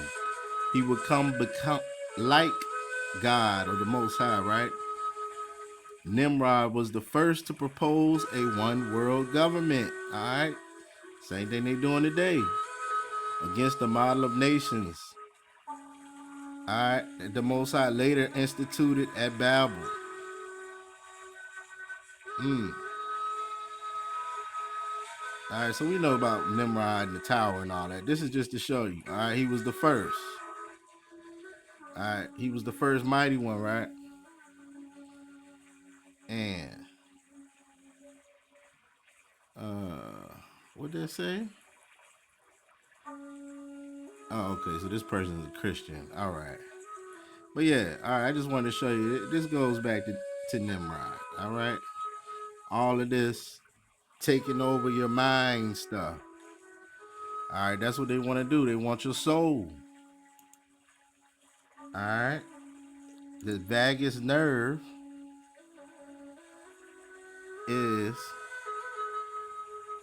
connected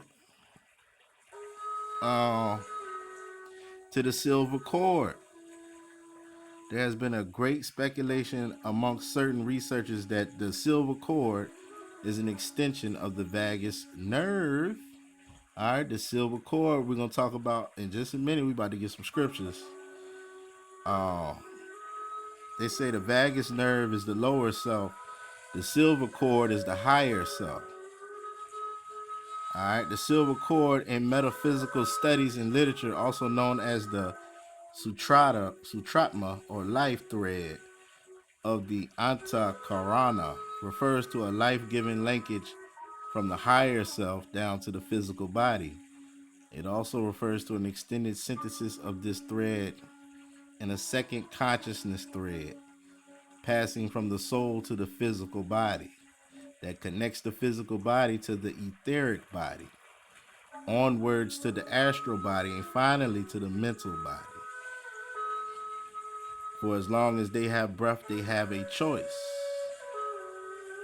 All right, so this is just to show you. All right, the silver cord, which is mentioned in scriptures we about to get, is possibly connected to the vagus nerve, which is connected to your pineal, your heart, all your organs, and everything. All right. Now, let me see if there's anything else I want to get before we get to the scriptures.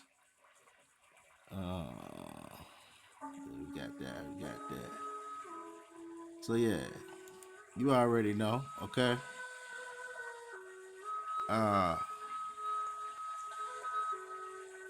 Let me see. All right. Same deity, different culture. All right. And now put all in one. All right. All in one. All of the above. Mary Christ myth. All right. Now let's get some scriptures. I had to kind of cut this one a little bit shorter than I expected. Power done went out in here. It's all good. We're going to go to, we're going to start over here in Psalms.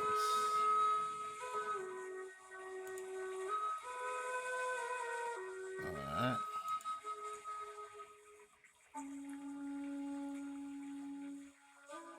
Where we at?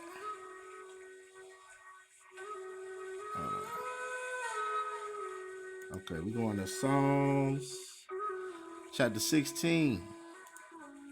Let's get it. Verse 1. Guard me, Hawah, for in you do I put my trust. O my soul, you have said unto Hawah, you are my master.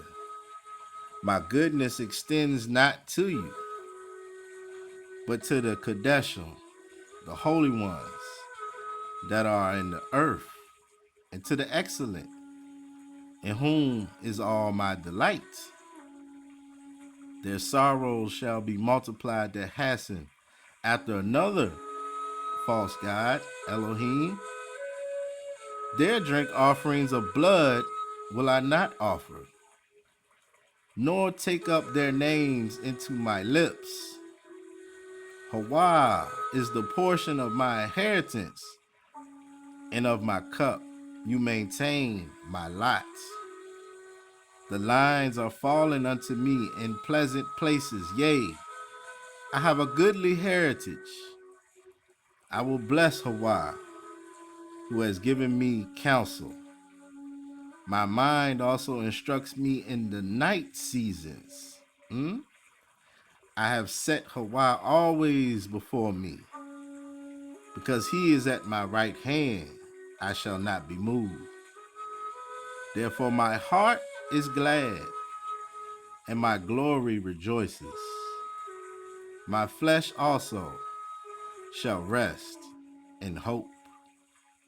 For you will not leave my soul in Sheol. That's where the soul's at, in Sheol. You will not leave my soul in Sheol, neither will you suffer your Holy One to see corruption. You will show me the path of life. In your presence is full of joy.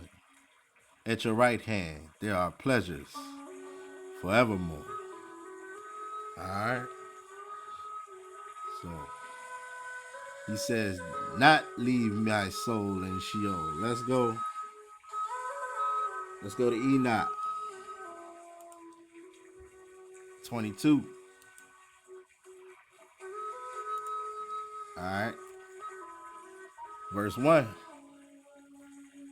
From there I proceeded to another spot, where I saw on the west a great and lofty mountain, a strong rock, and 4 delightful places. Internally it was deep, capacious, and very smooth as if it had been rolled over. It was both deep and dark to behold. Then Raphael, one of the holy angels who were with me, answered and said, these are the delightful places where the Ruach, the souls of the dead, will be collected. All right. Now this one uses Ruach, right? Sometimes it's interchangeable. The souls of the dead will be collected. For them were they formed. And here will be collected all the souls of the sons of men These places in which they dwell shall they occupy until the day of judgment and until their appointed period. Their appointed period will be long, even until the great judgment.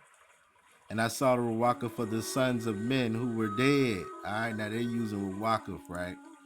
All right, but we know we're talking about souls, right? All right. And their voices reached to heaven while they were accusing. Then I inquired of Raphael, an angel who was with me, and said, whose Ruwak is that, the voice of which reaches to heaven and accuses? He answered, saying, this is the Ruwak of Abel, who was slain by Cain, his brother, and who will accuse that brother until his seed be destroyed from the face of the earth, until his seed perish from the seed of mankind. At that time, therefore, I inquired respecting him and respecting the general judgment, saying, why is one separated from another? He answered, these separations have been made between the Ruwakah of the dead and thus have the Ruwakah of the righteous been separated. All right, now I don't know if this is the way they worded it by using Ruwak, because we know Ruwak means spirit, and spirit is different from soul, right? But let's continue. Namely, by a chasm, by water, and by light above it. See? So the separation's been made between the Ruwakah of the dead, and thus the Ruwakah of the righteous have been separated, namely by chasm, by water, and by light above it. So there's a light. All right, is your light dim or is your light bright? All right, because that's how they were separated. And in the same way, likewise, are sinners separated when they die and are buried in the earth, judgment not overtaking them in their lifetime. Here, their souls are separated. See?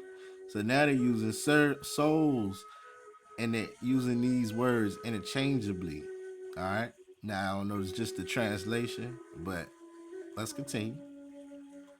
Moreover, abundant is their suffering until the time of the great judgment, the castigation and the torment of those who eternally execrate, whose souls are punished and bound there forever.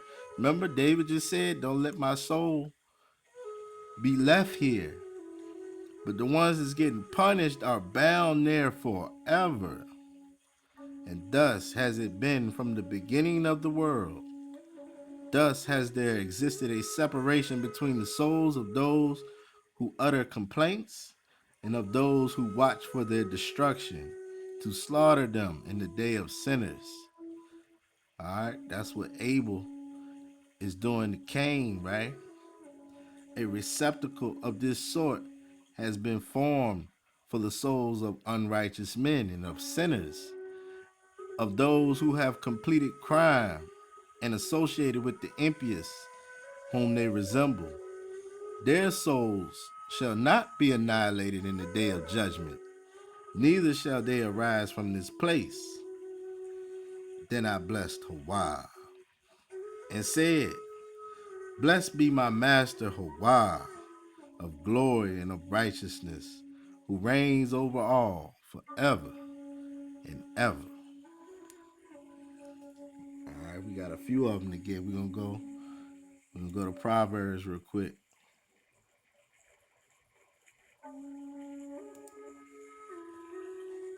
Chapter 20, verse 1. Wine is a mocker. All right, like Dino, right?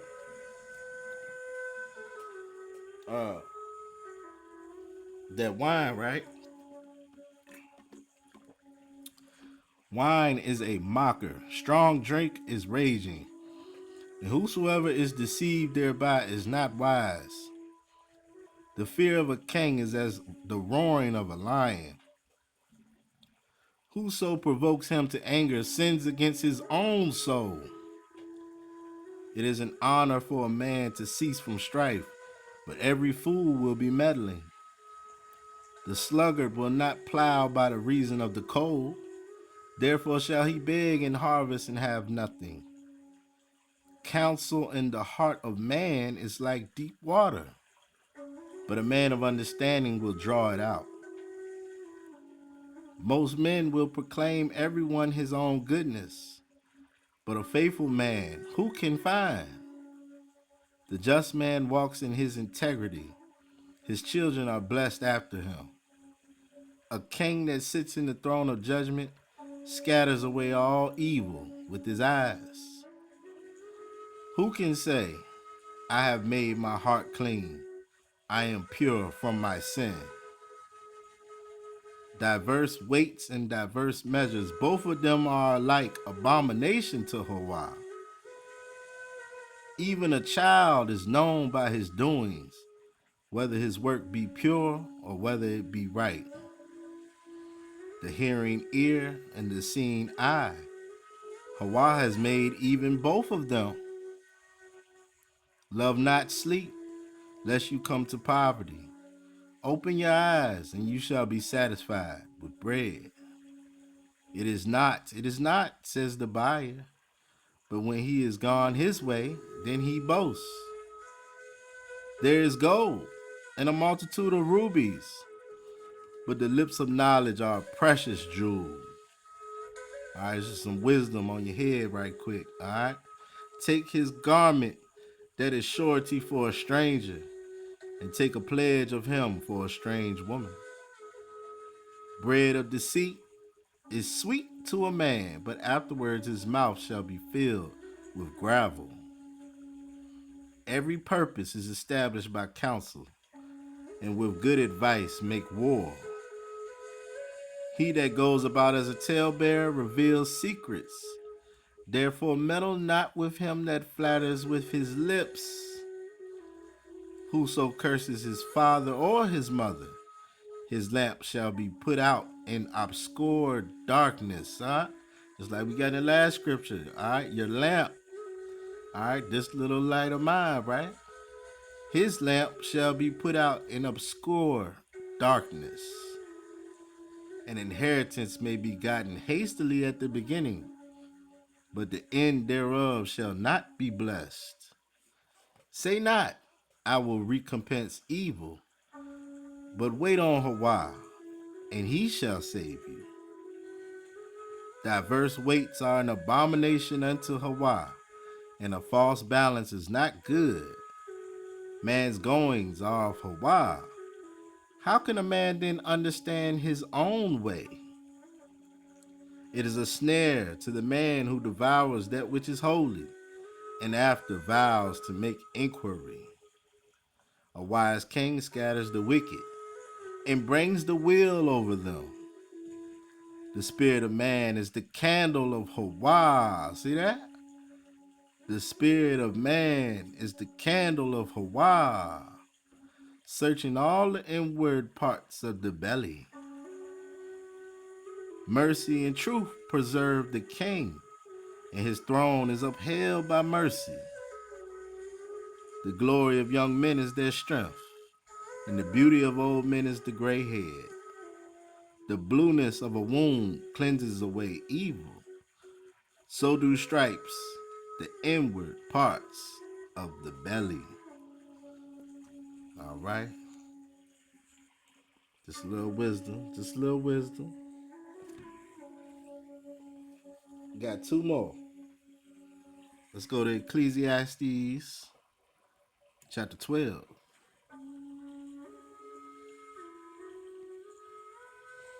All right. When you put all these scriptures together, you get a good idea of the soul, right? Remember now your Creator in the days of your youth, while the evil days come not, nor the years draw nigh, when you shall say, I have no pleasure in them. while the sun or the light or the moon or the stars be not darkened, nor the clouds return after the rain. In the day when the guarders of the house shall tremble, and the strong men shall bow themselves, and the grinders cease, because they are few, and those that look out of the windows be darkened. And the doors shall be shut in the streets, when the sound of the grinding is low. And he shall rise up at the voice of the bird, and all the daughters of music shall be brought low.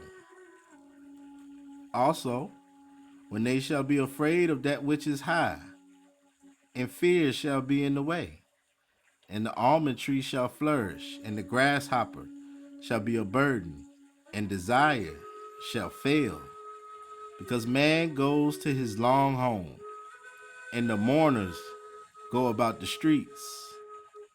Or ever the silver cord, there we go, the silver cord be loosed, or the golden bowl be broken, or the pitcher be broken at the fountain, or the wheel broken at the cistern. Then shall the dust return to the earth as it was, and the ruach shall return unto Hawah, who gave it. The spirit goes back to Hawah. Vanity of vanities, says the preacher, all is vanity. And moreover, because the preacher was wise, he still taught the people knowledge. Yea, he gave good heed, and sought out, and set in order many proverbs. The preacher sought to find out acceptable words, and that which was written was upright, even words of truth. The words of the wise are as goads, and as nails fastened by the masters of assemblies, which are given from one shepherd. And further, by these, my son, be admonished of making many sephrim or books. There is no end, and much study is weariness of the flesh. Let us hear the conclusion of the whole matter. Fear Hawah and guard his commandments, for this is the whole duty of man. For Hawah shall bring every work into judgment, and every secret thing, whether it be good or whether it be evil. All right, we got this before, but I just wanted to bring that one back since we brought up the silver cord. I got one more. Let's go to Isaiah real quick. Chapter,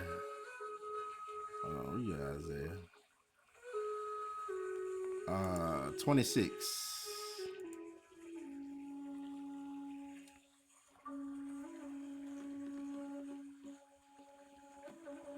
Verse 1. In that day shall this song be sung in the land of Judah. We have a strong city. Salvation will Hawah appoint for walls and bulwarks. Open ye the gates, that the righteous nation, which guards the truth, the Torah, may enter in. You will guard him in perfect peace, whose mind is stayed on you. All right, keep your mind on Hawah, because he trusts in you. Trust ye in Hawah forever, for in Hawah is everlasting strength. For he brings down them that dwell on high, the lofty city. He lays it low. He lays it low, even to the ground. He brings it even to the dust. The foot shall tread it down, even the feet of the poor, and the steps of the needy. The way of the just is uprightness. You, most upright, do wade the path of the just. Yea, in the way of your judgments, O Hawah, have we waited for you. The desire of our soul is to your name and to the mention of you. With my soul have I desired you in the night. Yea, with my ruach within me will I seek you early. For when your judgments are in the earth, the inhabitants of the world will learn righteousness. Let favor be shown to the wicked, yet will he not learn righteousness. In the land of uprightness will he deal unjustly, and will not behold the majesty of Hawah. Hawah, when your hand is lifted up, they will not see, but they shall see, and be ashamed for their envy at the people. Yea, the fire of your enemies shall devour them. Hawah, you will ordain peace for us, for you also have wrought all our works in us. O Hawah, other masters beside you had dominion over us, but by you only will we make mention of your name. They are dead, they shall not live. They are Rephaim. All right, that's another word for watchers or giants. They shall not rise. Therefore have you visited and destroyed them, and made all their memory to perish. You have increased the nation, O Hawah. You have increased the nation. You are glorified. You have removed it far unto all the ends of the earth. Hawah, in trouble have they visited you. They poured out a prayer when your chastening was upon them, like as a woman with child that draws near the time of her delivery is in pain and cries out in her pains. So have we been in your sight, O Hawah. We have been with child. We have been in pain. We have, as it were, brought forth wind. We have not wrought any deliverance in the earth, neither have the inhabitants of the world fallen. Your dead men shall live. Together with my dead body shall they arise. Awake and sing, ye that dwell in the dust. For your dew is as the dew of herbs, and the earth shall cast out the Raphaim. Come, my people, enter into your chambers and shut your doors about you. Hide yourselves as it were for a little moment, until the indignation be passed over. For behold, Hawah comes out of his place to punish the inhabitants of the earth for their iniquity. The earth also shall disclose her blood, and shall no longer cover her slain. Halal Hawah.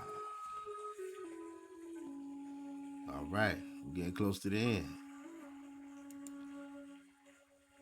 Let's see.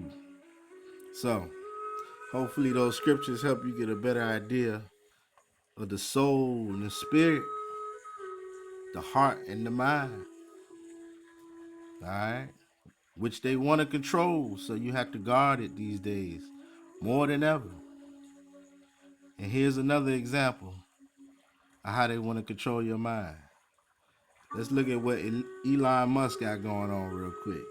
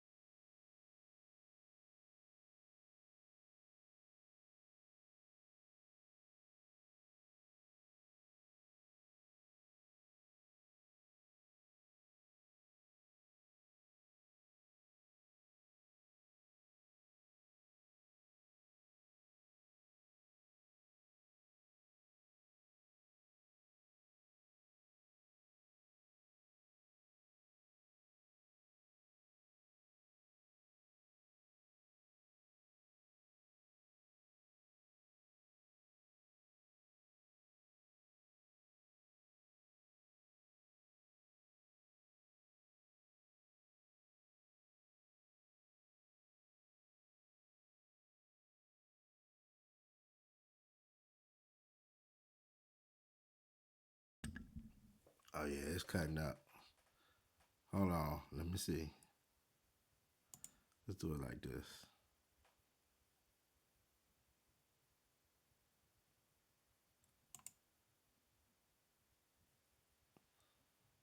Then we got to deal with the ads.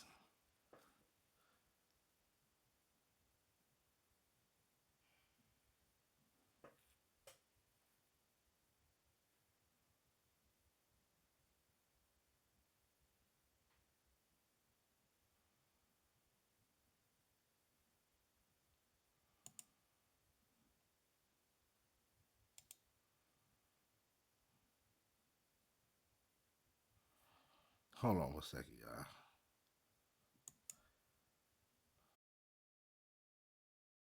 Recent months, a tense and at the same time intriguing expectation has been forming around Neuralink, which is increasingly being discussed not only in technological circles, but also at the level of the largest global media.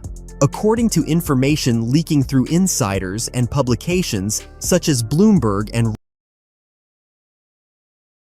Reuters, the company of Elon Musk is gradually approaching the next stage in the development of its neural interfaces. And this stage could become a turning point not only for the industry, but also for the very understanding of what it means to be human in the 21st century. This is not just about a medical device, not just about a chip that helps people with paralysis interact with a computer. This is about a potential transition to direct integration of the human brain with the internet, artificial intelligence, and digital infrastructure as a whole.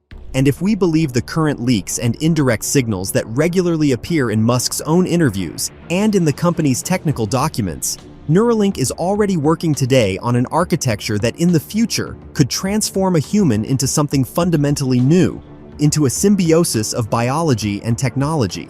Right now, this sounds like science fiction, but it is important to understand that the foundation has already been laid.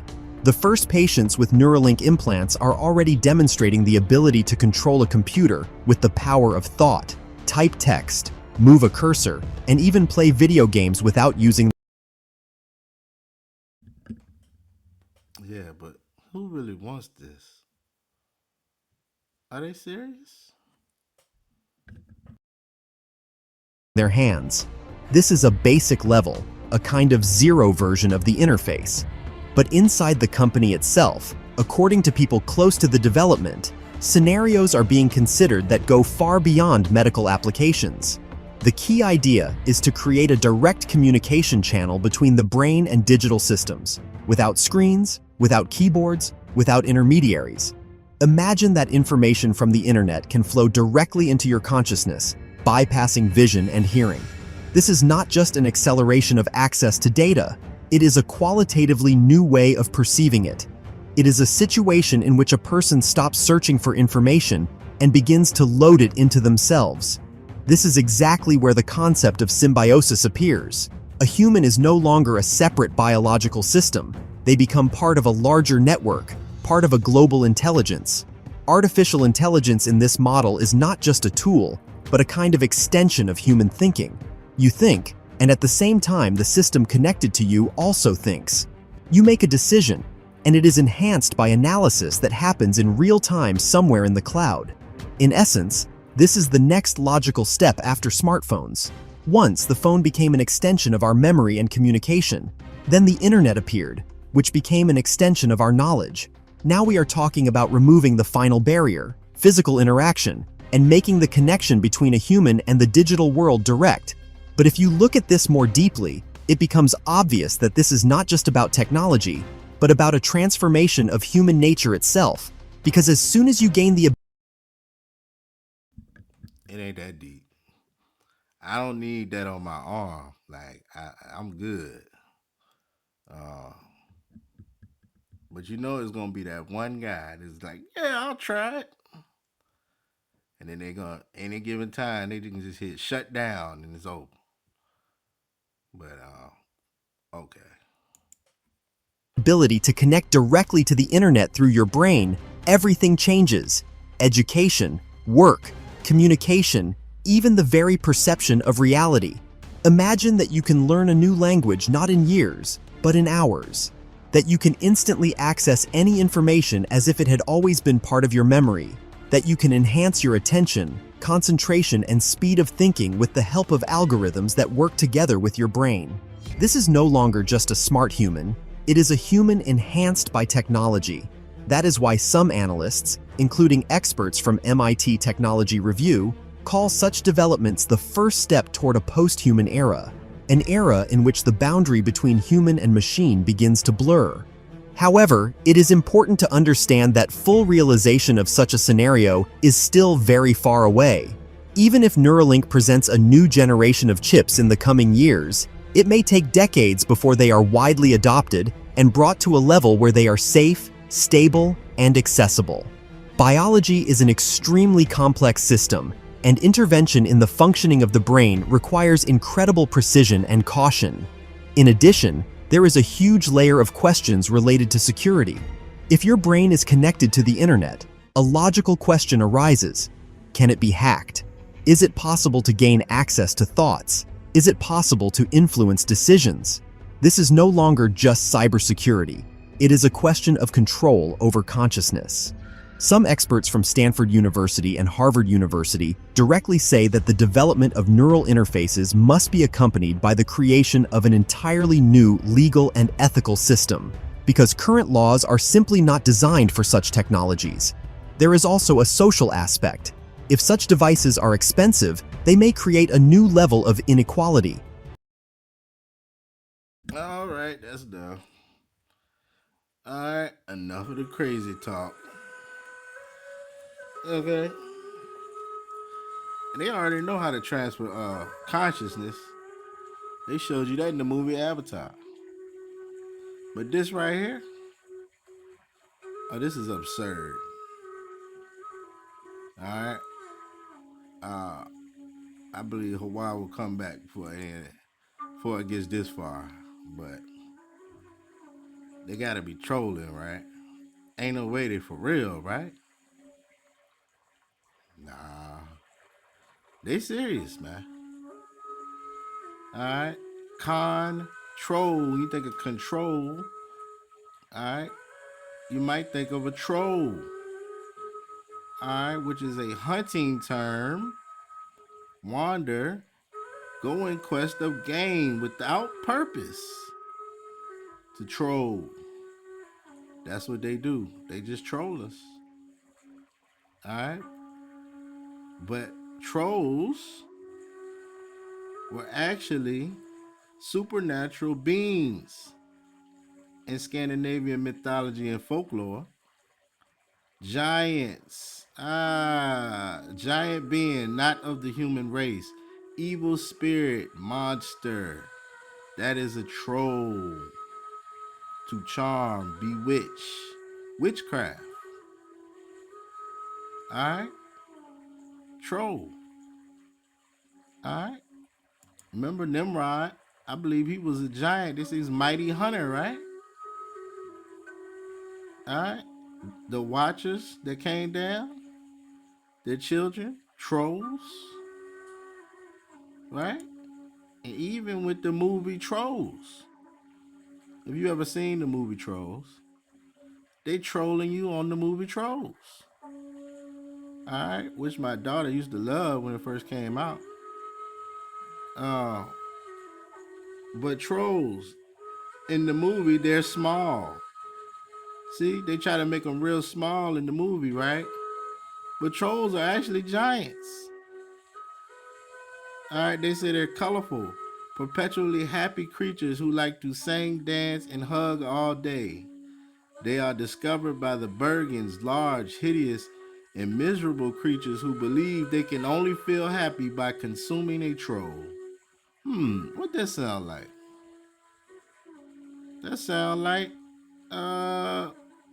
what happened to you? Remember they was coming over here and they were trying to eat you?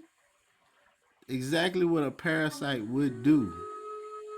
Alright, they wanted to eat your dragons, they'd eat you. They're trolling you in this movie called Trolls. Alright, notice some of the characters, a lot of them, when you really watch the movie, they act like so-called black people. But yeah, this is what they continue to do time after time. It's troll. All right. So let's get a scripture of what's gonna happen to them real quick. Yeah, we almost at the end. We going to Psalms 36 real quick. I ain't got my speaker, so it is what it is. Let me see.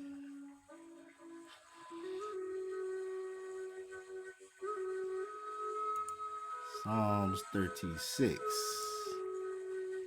All right, let's talk about what's going to happen to them. The transgression of the wicked says within my heart that there is no fear of the Most High before his eyes. For he flatters himself in his own eyes until his iniquity be found to be hateful. The words of his mouth are iniquity and deceit. He has left off to be wise and to do good. He devises mischief upon his bed. He sets himself in a way that is not good. He abhors not evil. Your mercy, O Hawah, is in the heavens, and your faithfulness reaches unto the clouds. Your righteousness is like the great mountains. Your judgments are a great deep. O Hawah, you preserve man and beast. How excellent is your loving kindness, O Hawah. Therefore the children of men put their trust under the shadow of your wings. They shall be abundantly satisfied with the fatness of your house, and you shall make them drink of the river of your pleasures. For with you is the fountain of life, and your light shall we see light. O continue your loving kindness unto them that know you, and your righteousness to the holy ones in heart. Let not the foot of pride come against me, and let not the hand of the wicked remove me. There are the workers of iniquity fallen. They are cast down and shall not be able to rise. All right, they will not be able to rise. Now, before we get on out of here, just to let you know, there is a connection between the heart and the soul. All right. In biblical literature, the terms heart and soul are frequently used to describe the inner life and spiritual essence of a person. These terms are deeply interconnected and often appear together in scripture, reflecting the holistic nature of human beings as created by Hawah. All right, the heart in the Bible is more than just a physical organ. It represents the center of human emotion, thought, and will. It is the seat of one's inner life and moral character. The heart is where decisions are made. All right, emotions are felt and intentions are formed. All right, we about to get Proverbs 4 where it says, guard your heart with all diligence. I will get that last scripture before we get out here.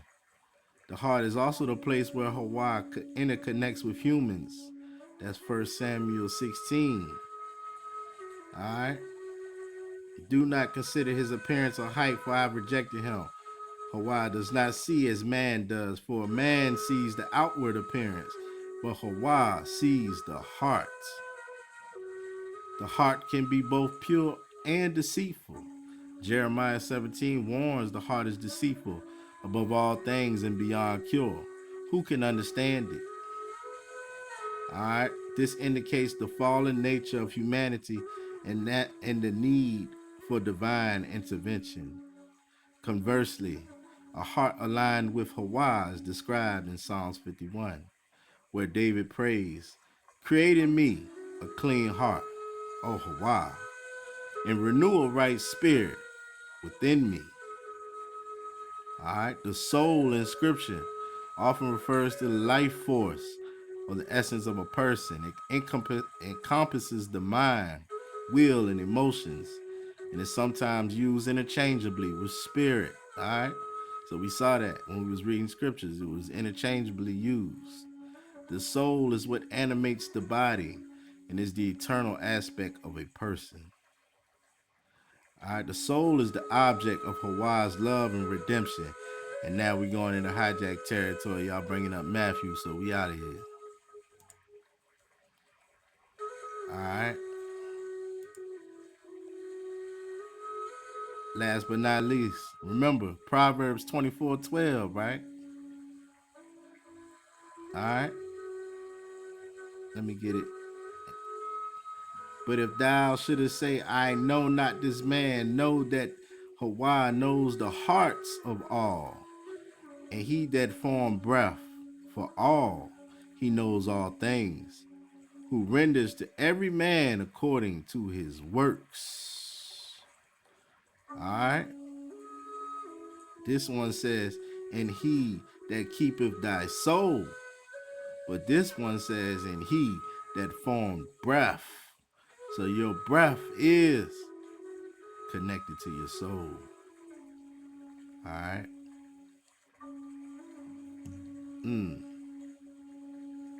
Now, let's get this last scripture. I appreciate y'all, ahab, especially you made it to this point. All right. We got some understanding, overstanding, understanding on this soul. Control. Make sure you control that soul. All right. And be pure. That's why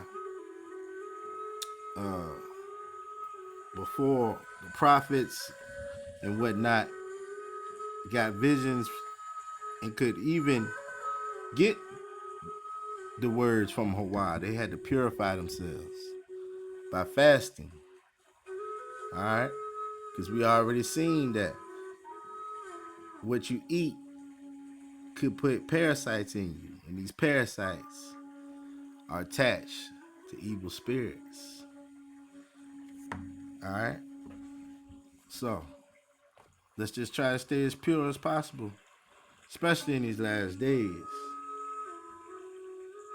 Let's get Proverbs 4 before we head out the door. Thawada to you for coming through. Even though the power went out, we still rocked and kept rolling. This Proverbs chapter 4, verse 1. Hear ye children the instruction of a father, and attend to know understanding. For I give you good doctrine. Forsake ye not my Torah, for I was my father's son, tender and only beloved in the sight of my mother. He taught me also and said unto me, let your heart retain my words, guard my commandments and live. Get wisdom. Get your mother. Get wisdom. Get understanding. Forget it not, neither decline from the words of my mouth. Forsake her not. Who? Your mother above, wisdom. And she shall guard you. Love her, and she shall keep you. Wisdom is the principal thing. Therefore get wisdom, and with all you're getting, get understanding. Exalt her, and she shall promote you. She shall bring you to honor when you embrace her. She shall give to heed an ornament of grace. A crown of glory shall she deliver to you. Hear, O my son, all right, sons and daughters, and receive my sayings. And the years of your life shall be many. I have taught you in the way of wisdom. I have led you in right paths.